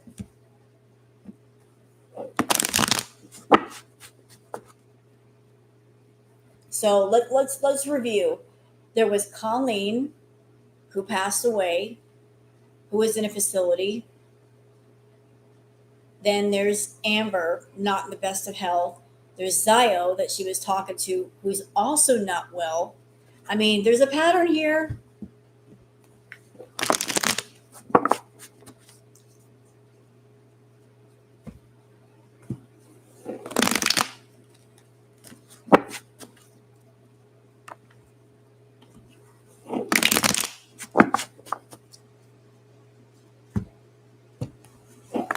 All right, Emily, what's going on with you?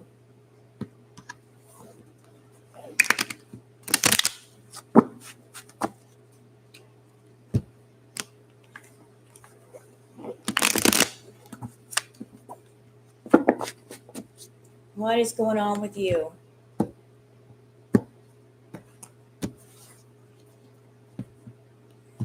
I agree, Elle.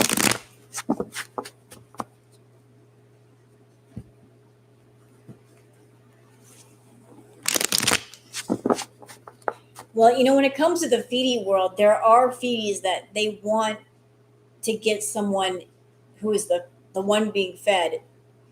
It's about control and dominance.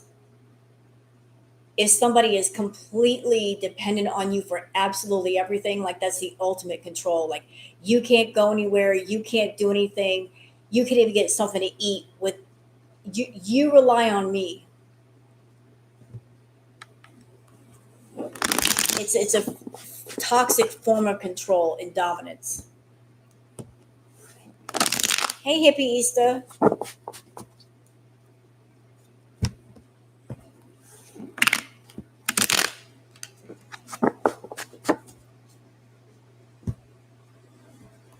You know what, Elle, and I'm sorry. I am so sorry that you had to learn all these. I am Look where we started in girl world and look where we ended up. I don't think any of us signed on for or wanted to know about all the things that we've had to find out because of Amber and Foodie. We just want to watch two big women get on camera and act silly. That's what we signed on for, and look what we got. And I'm sorry that I've had to talk about the feedie fetish here on my channel, but at the same time, I thought you guys should know what you're looking at so you could better understand it. Because Foodie was not going to tell you, Amber is not going to tell you. They're not going to inform you of what they're doing so that you can decide whether you want to watch or not. So somebody's got to step forward and talk about it. Might as well be me. I know about this stuff. They're trying to slip adult content past everybody. It's like, I'm not having it. You will not do that to YouTube.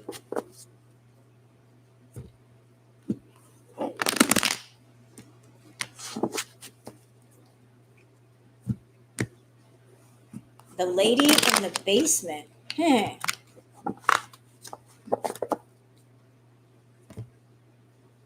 It's kind of good that Girl World found out about Emily. She's not a safe person to interact with. Well, we're nosy here. You come on to YouTube, you're a new character. We're going to find out all about you in Girl World. We're nosy bitches, are we not? Girl World is nosy. A new character, a new face, a new body gets introduced. We're going to find out about you. We will waste no time.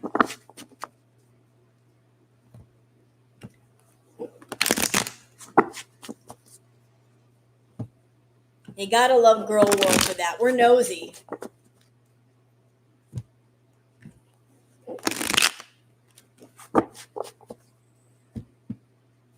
All right, Miss Emily, you're up. Oh my God. Ooh. That didn't take long.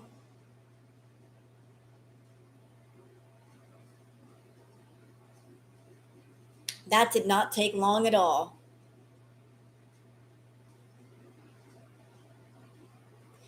Right out of the gate, Elle. Now let me do some clarifiers. I'm like, what does this mean? Okay, so I'm like, what does this tower moment have to do with? So we have the Six of Wands. What is this in the reference to? It has to do with money. It has to do with ideas that make money. And following that up is the Three of Cups.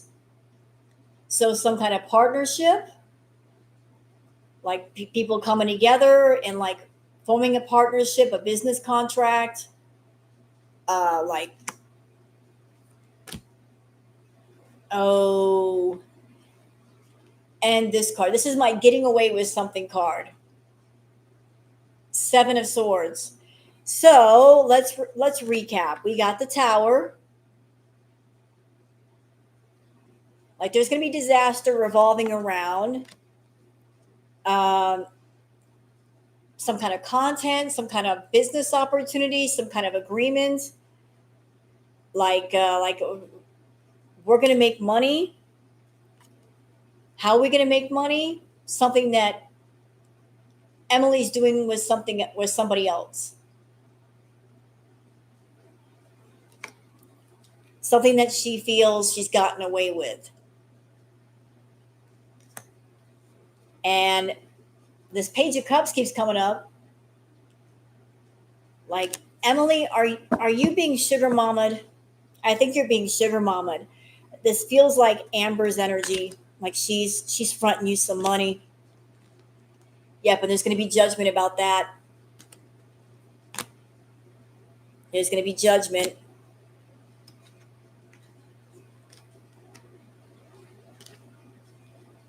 We got the Three of Wands. Like Emily's over there trying to figure out, how do we make money? How do I make money? Coming up with all kinds of ideas. Hi, Brenda. Like, what can we do to make money? But for right now, feeling stuck. Actually, you know what? What am I talking about? The Hanged Man card is upside down. It is in reverse. So hold on a minute. Like normally in this position, it would be right. This is right side up. It's upside down. It is reversed. So Emily is coming up with some kind of ideas or something to make money. The sense of like, I was stuck and now I'm unstuck. Yep. Coming up with ways to make money. Let's make some content or something. Whew. I want to get more into the Hangman card.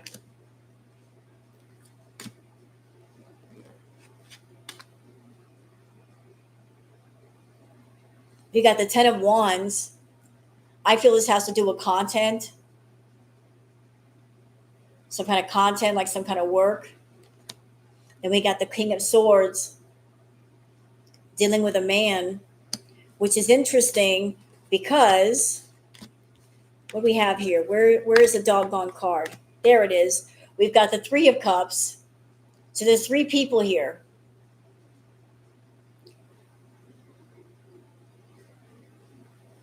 So are Amber and Emily working with somebody or going to be working for somebody?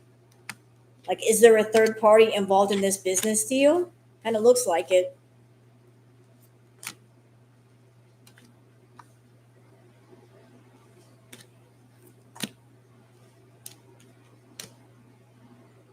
Like, there are different parties involved in this. We've got the Queen of Cups, Amber. But there's going to be a sense of like, I rule the roost with the Emperor card. And there's a lot of money involved. There's definitely a lot of money involved in this with the Ten of Pentacles. Because Emily wants to live a nice, free and easy life with the Fool card. Yep. And Emily thinks this is the path to go down to have this free and easy life.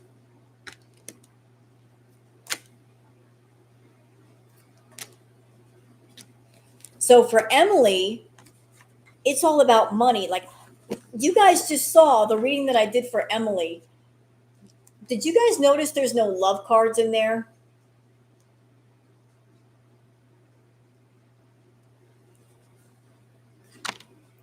There were no love cards for Emily. This wasn't about love. Emily's not in love with Amber. It's all business. It's all money. It's all like making money. Lots of money. Benefiting from the money. Amber is a toy for her to play with, no love. Nope. She's playing with her. She's playing. Okay, who else have I not covered? Should I do one on Foodie? Ugh, Foodie. Foodie! I don't like you no more.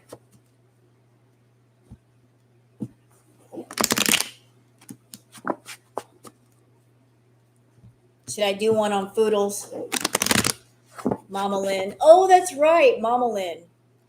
Where is. Doggone it. I had another deck. Where did it go?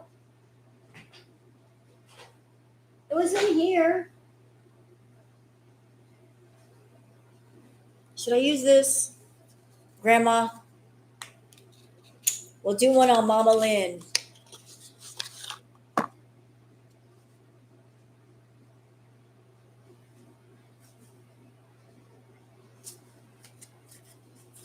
I never use this deck. I might as well. Brand new, fresh deck.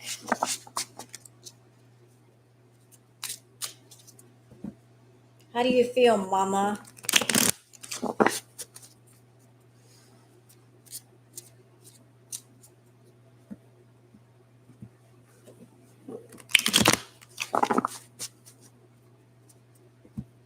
I'm gonna tell you, Sunburst, like what I'm getting right now.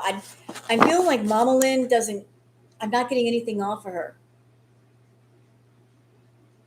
Like she feels nothing.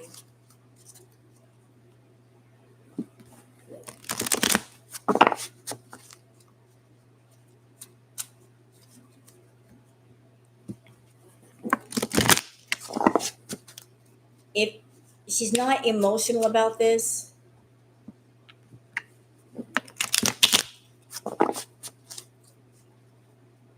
either that or I'm being blocked.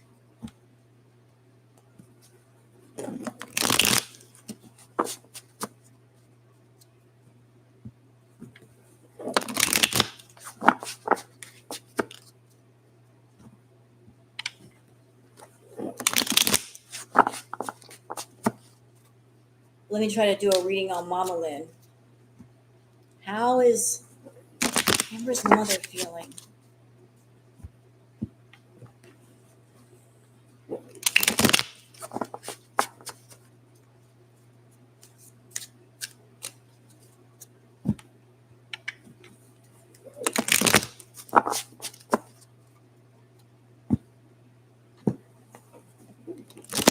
I'm being blocked.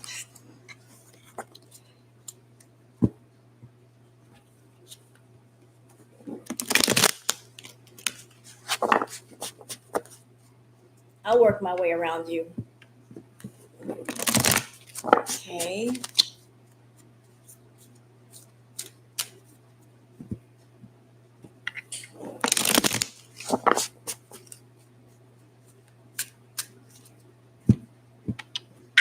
Sunburst, she's being shielded right now. We got the fog situation happening.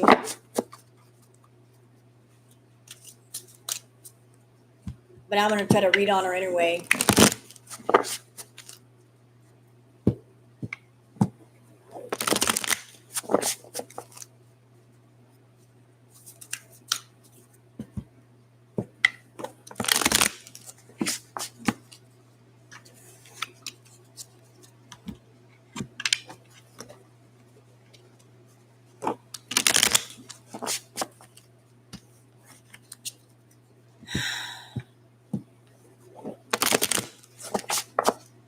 All right.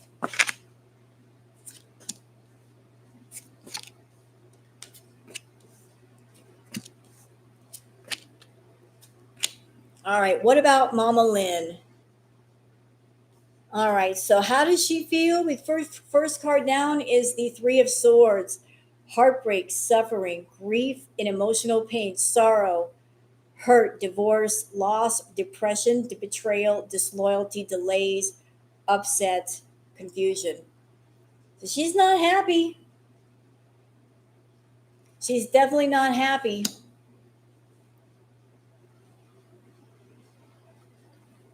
She's not happy, but let's see what when we've got the King of Swords, head over heart, discipline, truthful, honest, mental clarity, authority, leadership, reliable, sage advice. So like she's upset, but Mama Lynn is keeping like she's not emotional like her daughter. She's got her shields. But here is the King of Swords, head over heels, like just over heart. She got her shields up, and she's like, I'm the captain of this ship. That's the energy. I'm the captain of this ship. I'm feeling like she's not as bad as Amber as far as being a control freak, but she does maintain control.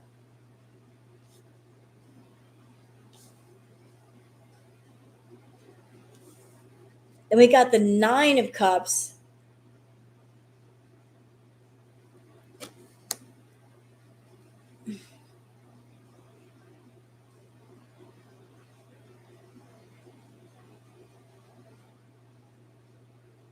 Okay, I'm getting something off this Nine of Cups.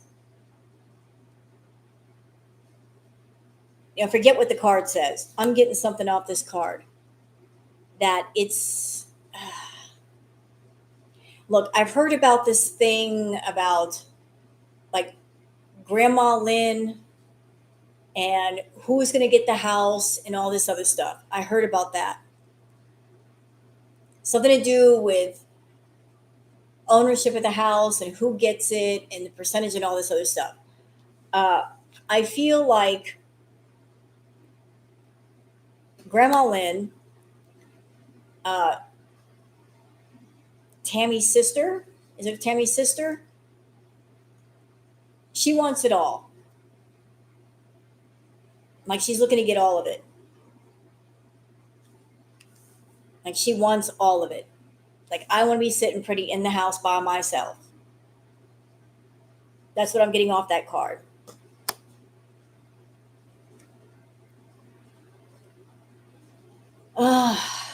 Like that's it's this whole thing with the house has caused quite the discord within the family.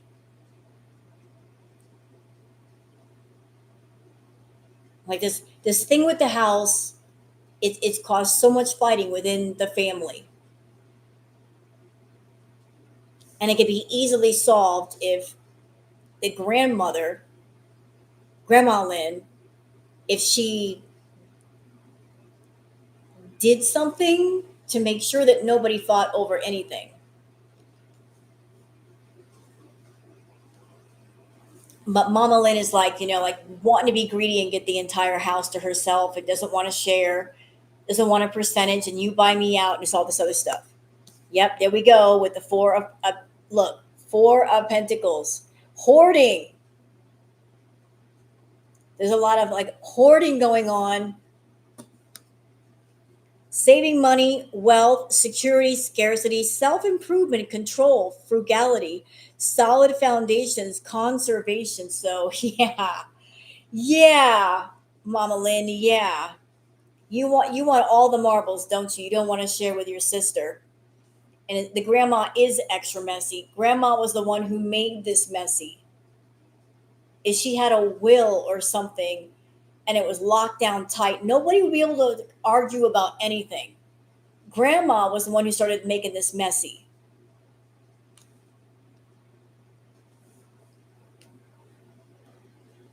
So let's see. Yeah, and again, this has to do with the home. This has to do with the home, like having a nice home. Also, with Mama Lynn, oh boy, it's like she wants the house. She wants all the whatever in that Mama Lynn has, whatever the house is. It's like I want all of these nice things, but I don't want the extra responsibilities that go with the house, the hard work. It's like, I want the things, but I don't want the work that comes with the things.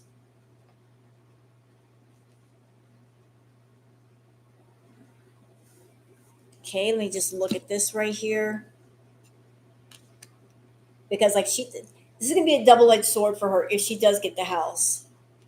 Because there's gonna be the problems are not gonna be over. Like there's gonna be extra responsibility. And I don't know if Mama Lynn has a boyfriend or a husband. I don't know what's going on in their house. I don't care. But whoever she lives with they're gonna be going to her. They're gonna be going to her for money, for help, living there.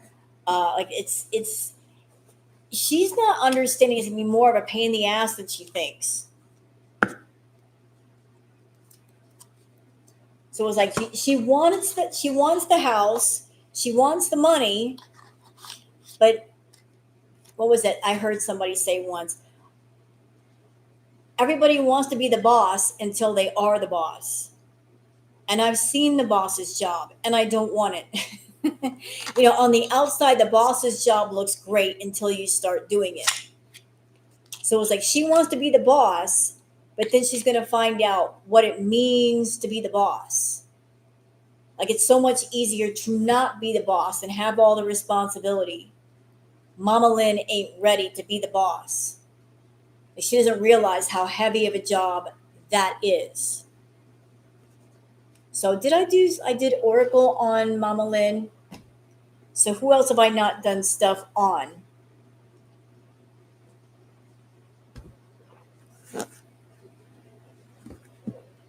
I did one on Emily, on Amber.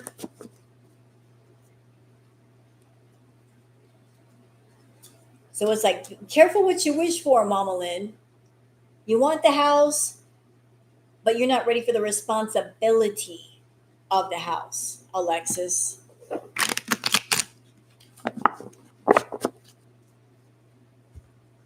That's an interesting one.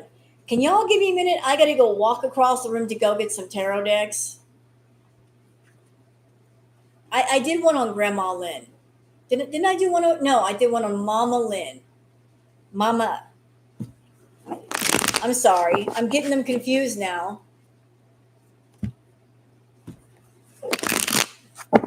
Can y'all give me like a minute so I can use the ladies' room and get the other tarot decks?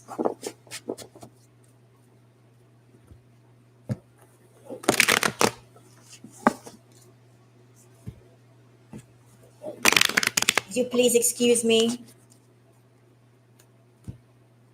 I know there's too many lints. Because I need another fresh deck. I did not bring enough regular right away. Or did I? Did I? No, that's a shadow deck. I thought it was in here. Where'd it go? How's Booger? She's down there somewhere. Like she's sleeping. She got me up at 6 a.m. for her breakfast. Now she's in bed. Biatch. 6 a.m. The fuck? Let me sleep late.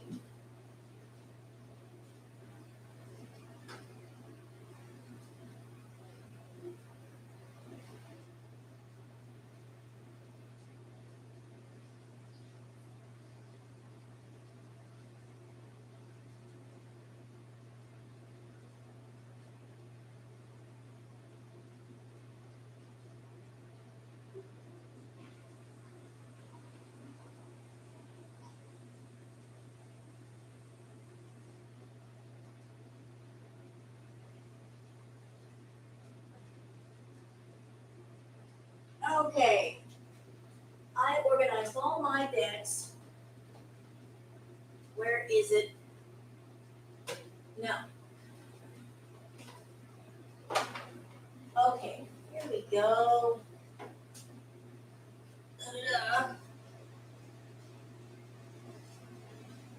We'll get these out. Oof.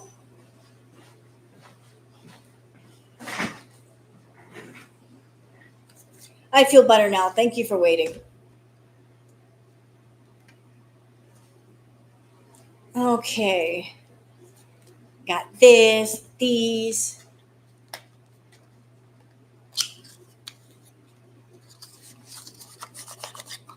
Granny just needs to sell the house. You know what? If I was a grandmother and I had two daughters that were fighting over my house and is causing problems in the family, and I'm watching two sisters, two daughters go at it over my shit, I would sell the house. I'd be like, this, it's not worth so much discord in the family. That way it stops all the fighting. It absolutely stops it. That would be the easiest, quickest way to stop all the fighting. Like, ain't no one's getting this house. Tammy has her own home, though. Right. It's like, let's stop all this nonsense. No one's getting this house. Like, if something happens to me, the house will be sold and the money's going to go this way, and that's it. End of story. No argument necessary.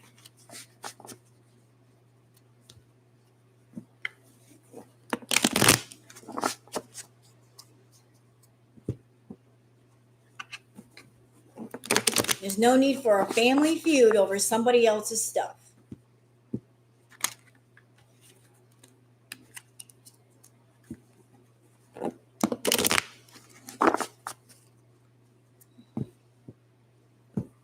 All right, so where was I going next? I got Mama Lynn. Are we doing one on Grandma? Should I do one on Grandma?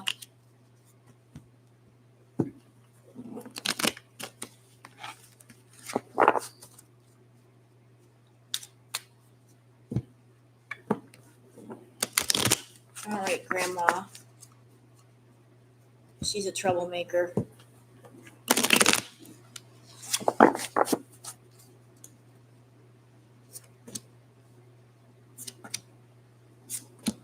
Interesting. This is a brand new deck, too.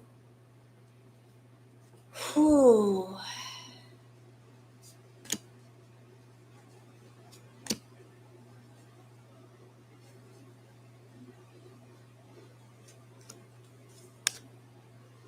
This is a brand new deck, and I got this card again. The Three of Cups. And that is support, sharing, celebration, problem resolution, gladness, bounty, joy, friendship, society. And I put two clarifiers. We have the Temperance card.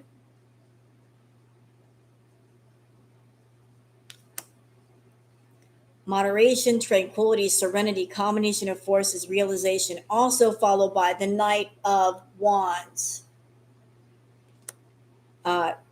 Energy, passion, adventure, generous, impetus, courage to torture. Like this, all of this shit going on has to do with the freaking house. This is all about like they need to learn. They need to learn to share. It's all over the house. It's all over the freaking house. And Grandma Lynn controlling the whole thing. It's like they got what I want, you know. Like Grandma Lynn has something of high value and she knows it. She knows it. And I don't care what anybody says. What I'm feeling right now is Grandma is like, she's enjoying the fighting.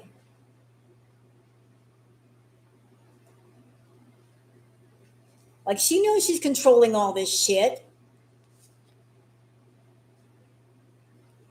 Like she sees all this stuff going down and she could put a stop to it.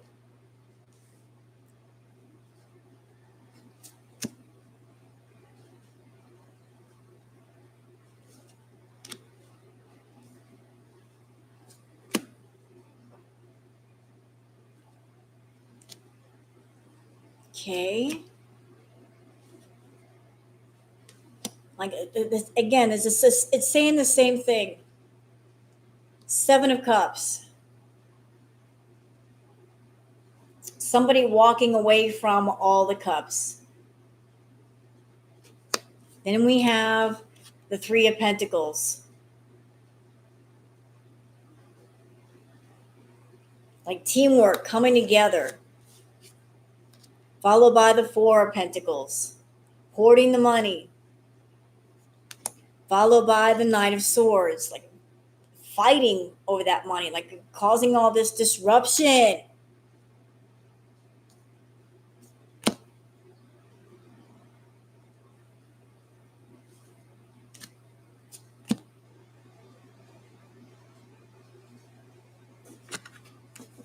Like I'm not liking her energy. I'm getting the fuck out of here. Like she's causing all this shit with those two. Like the fighting, the absolute fighting.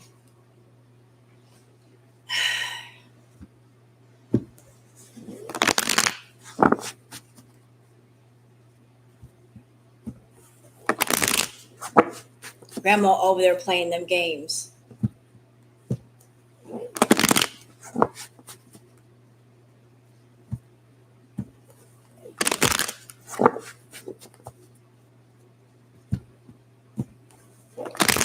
And I'm being told this right now. Grandma gets off on the drama as much as Amber does.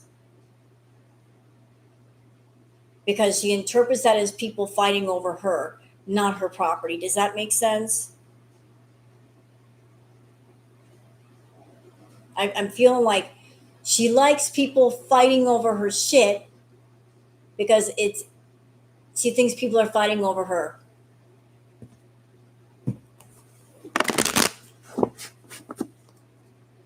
Like, I've got something of value, so all eyes on me. For right now, all eyes on me. It's her way of getting attention. Sanitize. They are sanitary. What do you mean?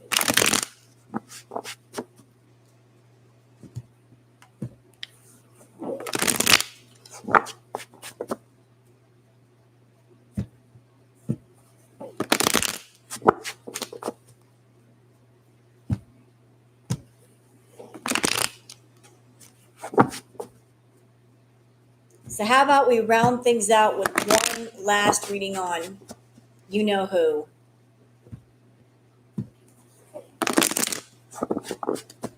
Not Natter. The other one. Foodie.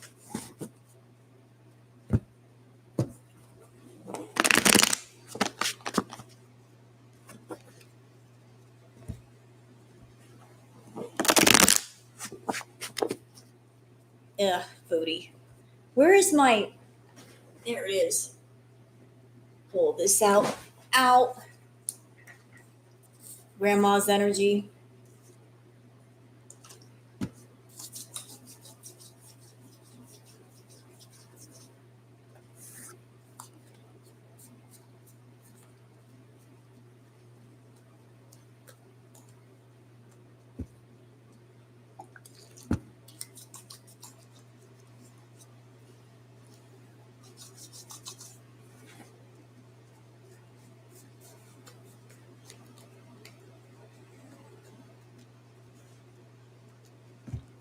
Here we go. Better. So one last reading on Foodie.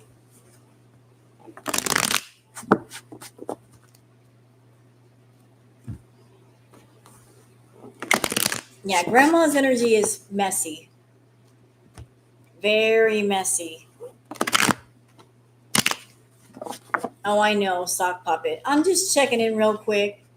We're not going to stay in her energy too long.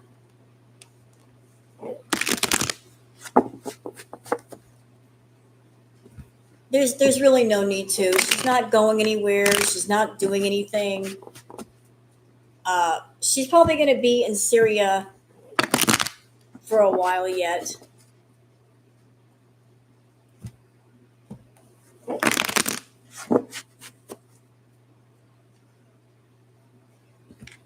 You know, I've actually had people have actually got into my comments and they're like, react to Foodie again.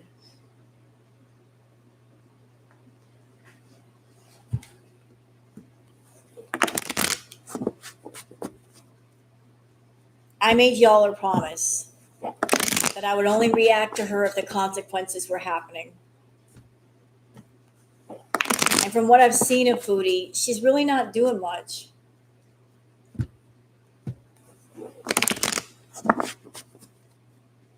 But once I make a promise, I don't like to break it.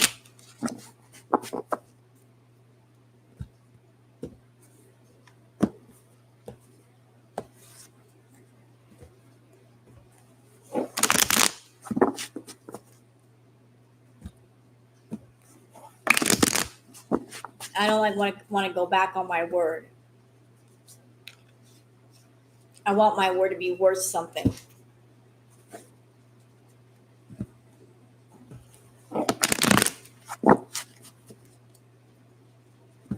Yep, sock puppet.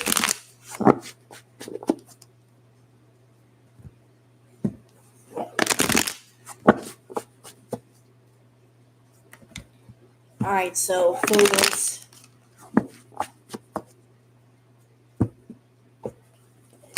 What say you?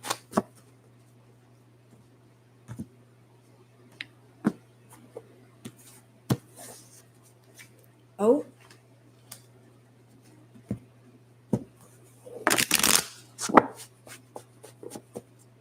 You know, I will say this about Foodie.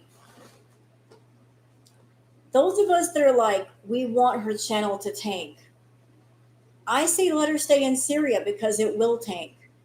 If she wants to stay over there with Salah, let her stay over there. Let her stay in Syria. Her channel will tank. Yeah, let's not tell her to go home to Canada. Let her stay in Syria.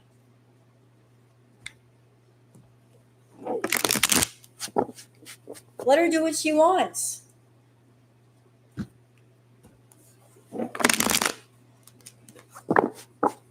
The Beezers are complaining about the live streams, the quality of the streams. She's going to get more grumpy, but she's going to lose money every month. So I say let Foodie do what she wants to do. Let her do it. I will let you guys know something of interest. So please, if you don't know this already, mark this down. When it comes to YouTube, those of you that are not content creators, there is something called the RPM. For those who don't know what that is, the RPM is what you get paid per 1,000 views. Everybody's RPM is different. Some are higher than others. The RPM for YouTubers usually goes up October, November, December. 3 months out of the year, the RPM is the highest. So if there's any chance of Foodie coming back home to Canada, that's when it might happen. Because she wants money, and that's when the RPM would be at the highest.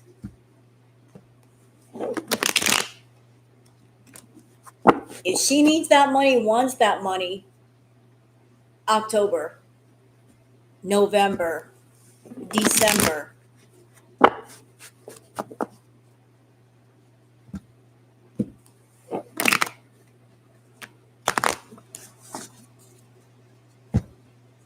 Just something in mind for Foodie.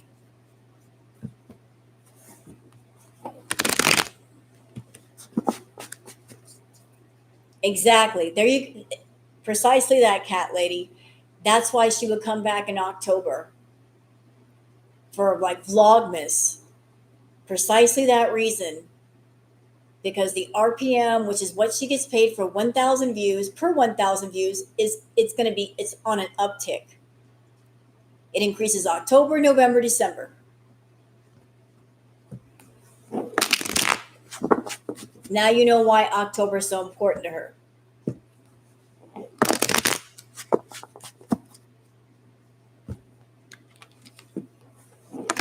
Summer months it goes down, winter months it goes up.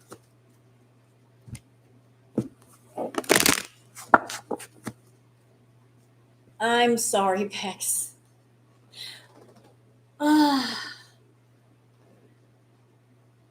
How are fan views? What do you mean?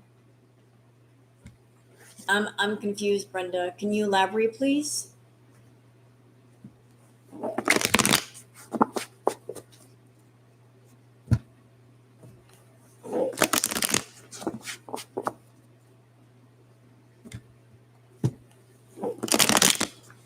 Well, I'm not. When I react to Amber, I'm going to do some Twitter peeps for her. I got stuff already like lined up.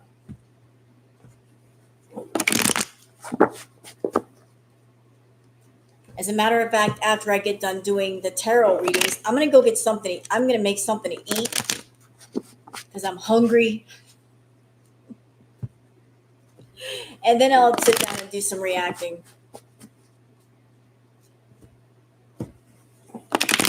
All right, Foodie. What are you doing, Foodie?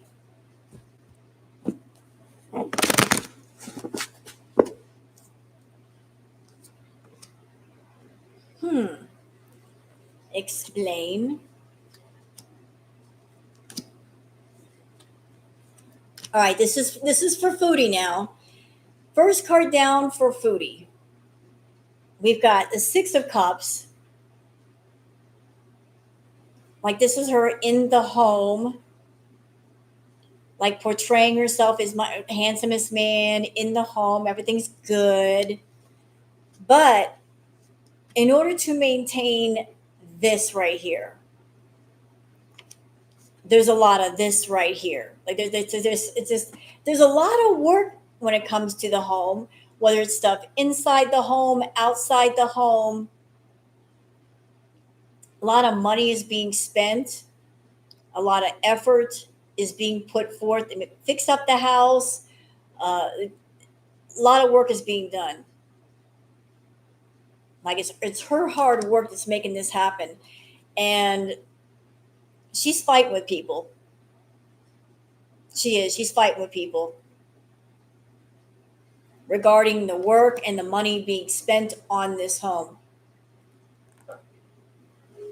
You said you would let us know on if something happened with Foodie Beauty. You aren't breaking your word.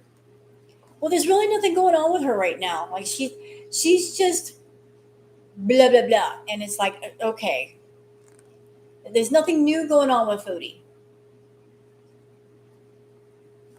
Is there anything new going on with her that we haven't heard 1,000 times before?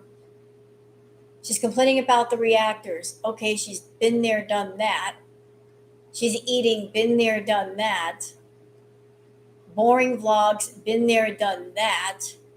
Is there anything new?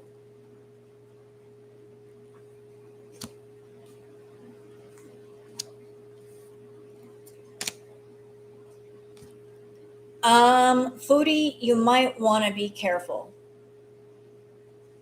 We got the Four of Swords for you, ma'am. There might be something going on with you, health-wise, perhaps, physically, like you have to lay down a lot. And this, because I put some clarifiers down with the Four of Swords, like you laying down. You've got to lay down. You feel like you got to lay down all the time. Whatever this is, we've got the Five of Cups. It's going to lead to a loss. Like there's going to be a loss somewhere.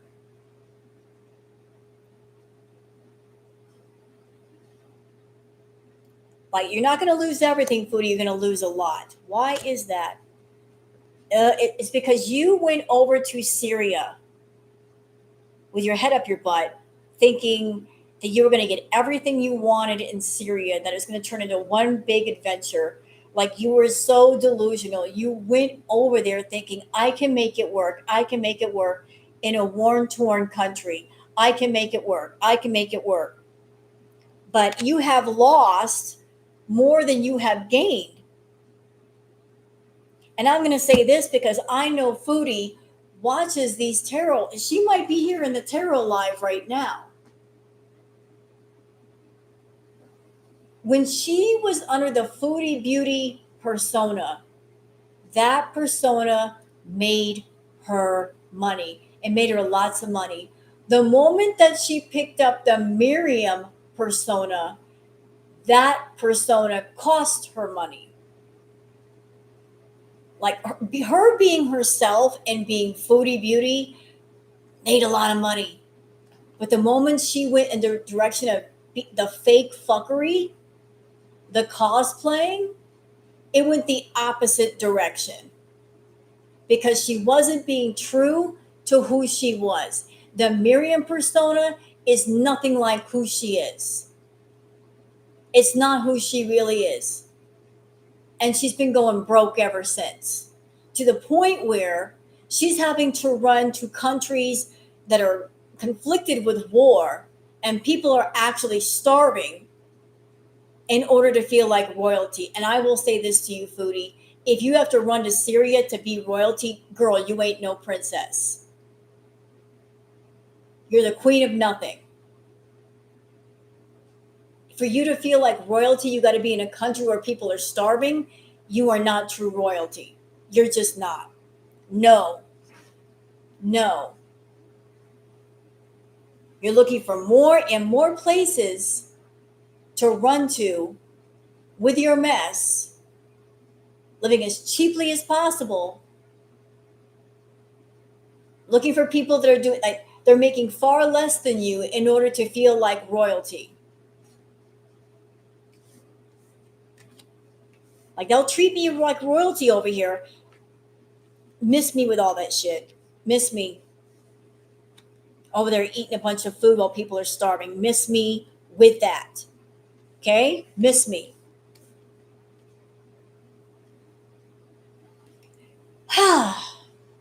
Let's keep going. Look at me, I'm doing so good. No, you're not. All right, so yeah, we got some kind of health scare going on with the Four of Swords. A lot of laying down, a lot of sealing. That's going to lead to Five of Cups. You're going to lose a lot of money. I don't. You might be laid up, Foodie. Unable to work. You're going to lose money. Something's going to happen. Okay, with the Fool card. Ooh, girl. Ooh. We got the Fool card, but guess what's on top of that? This. I don't know what you're doing, Foodie, but you need to cut it out. Like, you're acting the fool, and it's like, fuck around, find out. Okay? The fuck around determines how much you find out. All right? Like you get your head in the clouds, and you're delusional. You think you can make it work. You'll make money over there, but there's no way to do that.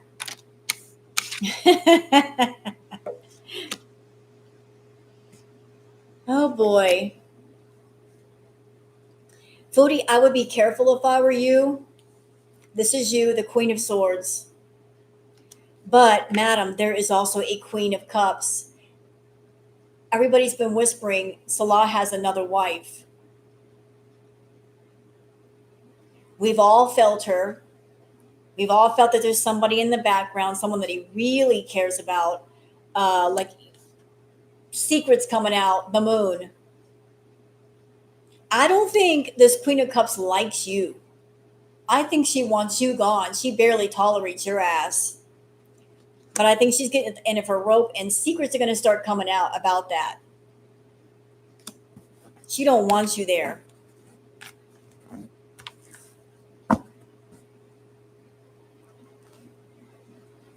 Have you read on Noor? No, I haven't. That card again? Tell me about this Sun card.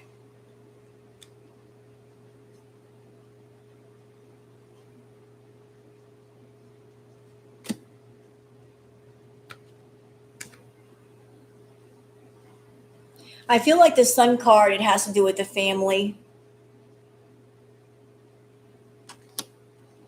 The Sun card is the family. Then you got the Ace of Swords. Like, I rule the house.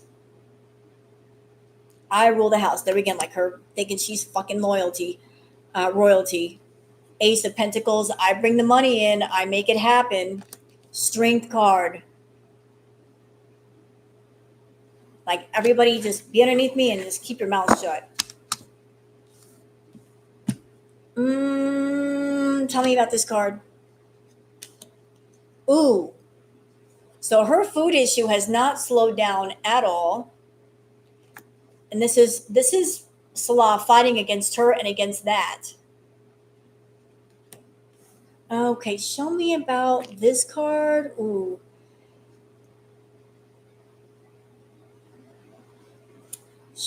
What?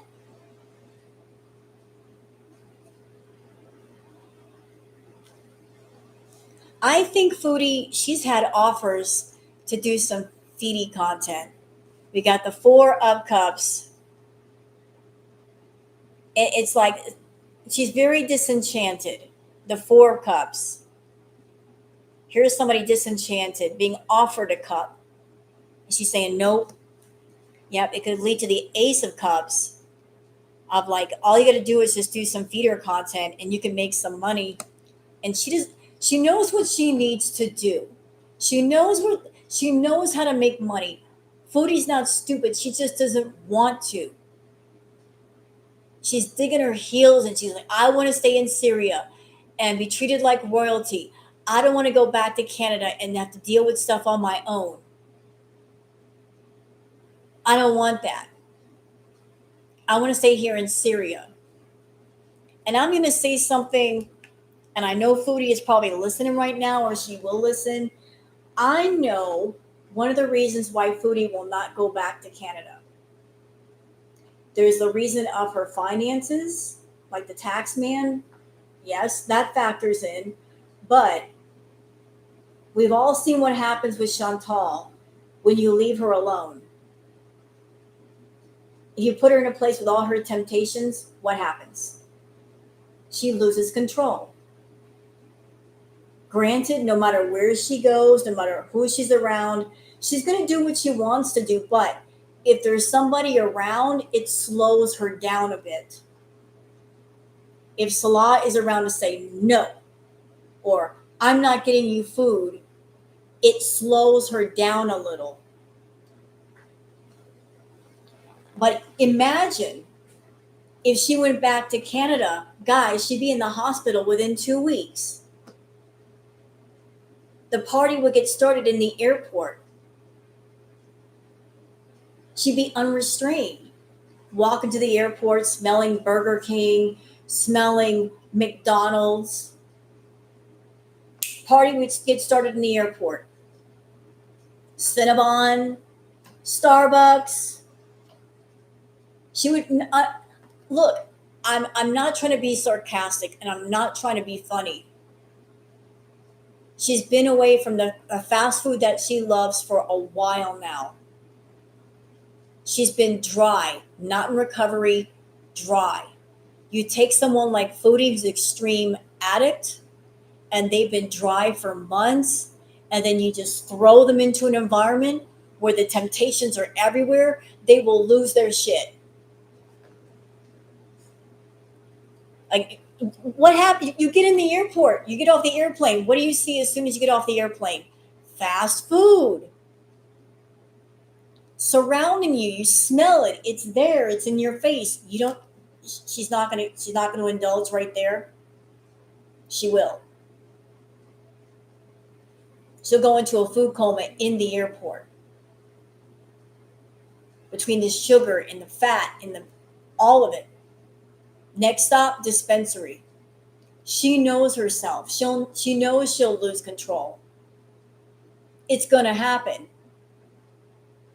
She doesn't want to be in Canada alone where there's no one there to reel her back in. And she knows, like, she goes to Canada, it's a done deal. She'll be in the hospital. ERBs for real. Okay, back to Miss Foodie. Like, I know that's one of the reasons she's not going back to Canada. Like, if she left Syria, she'd be in Canada alone, and girl world would throw egg on her face. She's desperate to maintain the window dressing of I've got somebody. If she went back to Canada, she would get laughed at. She doesn't want to be alone. She has Pete's. True, but he's of no use to her anymore. You know, that mountain got conquered a long time ago, not a challenge. All right, so but she's got offers on the table. The feedies are coming at her saying, "Do stuff for me, do stuff for me." She knows this how she makes money, how she can make money for him, and she feels stuck. She feels stuck. Like, she knows what she needs to do, what she could do, and yet she can't do it where she's at. Ooh. Oh, shit. We got messages coming in. Yeesh. Tell me about this tower moment. I'm a nosy bitch. Tell me. It has to do with money, has to do with projects. And there's going to be a judgment about that. And she's going to have to, cut corners or something to get back to Canada if she goes. Like, this money's going to get real tight real fast.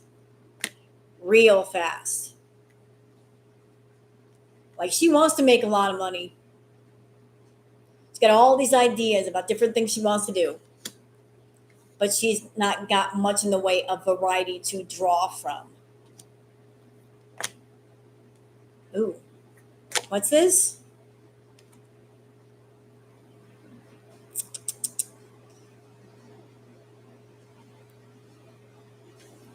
Foodie, are you doing stuff behind the scenes, rituals, spells, for money? Is that what you're doing? Trying to make money that way? You're trying to find a way to make money with no work.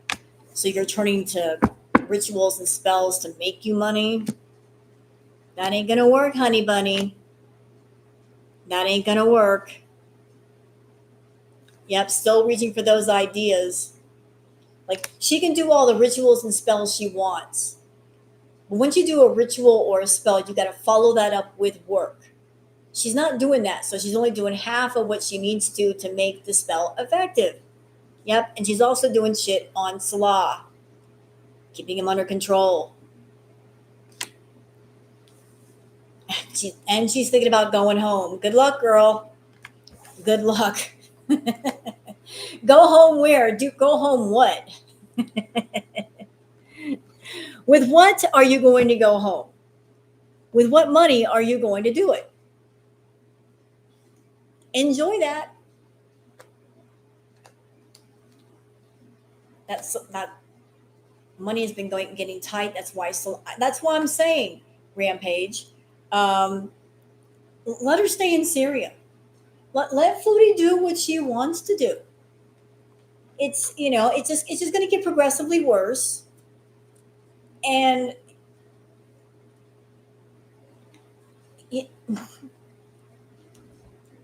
here's what you do with Foodie. So Foodie works in opposition.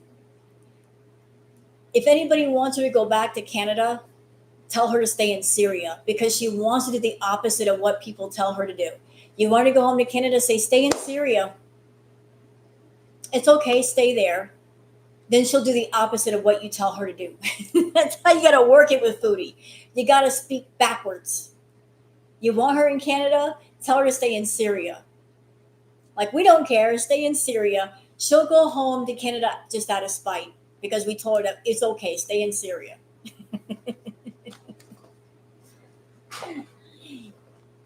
Yeah, exactly. Say the opposite of what you mean. If we say we don't care, stay in Syria, she'll go home to Canada. Just say, I don't, no, I'll do the opposite of what you told me to do. Foodie started on the mattress. Do we know that for sure?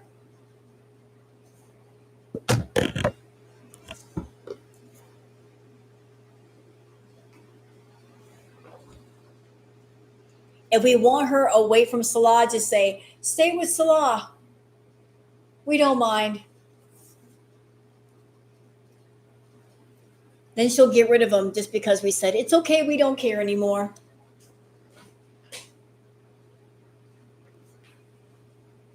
All right, guys, look, it's oh my god, it's like 2:30. That's okay. I need to get some lunch. I need to get something to eat because I got to sit down and do that React video. I'm already hungry. But I thank you guys for coming out and spending some time with me. I am like, and again, if you're someone that the talk of CSA, SA, if that stuff bothers you, if it triggers you, please don't watch. I don't want you to get triggered. I'm just putting the warning out there. I'll be as delicate as I can, but I'm also going to be pissed off and using bad words that your mom's going to look at me sideways for. All right, I'm out, guys. I need to go get something to eat. All right, I'm out, guys. Bye.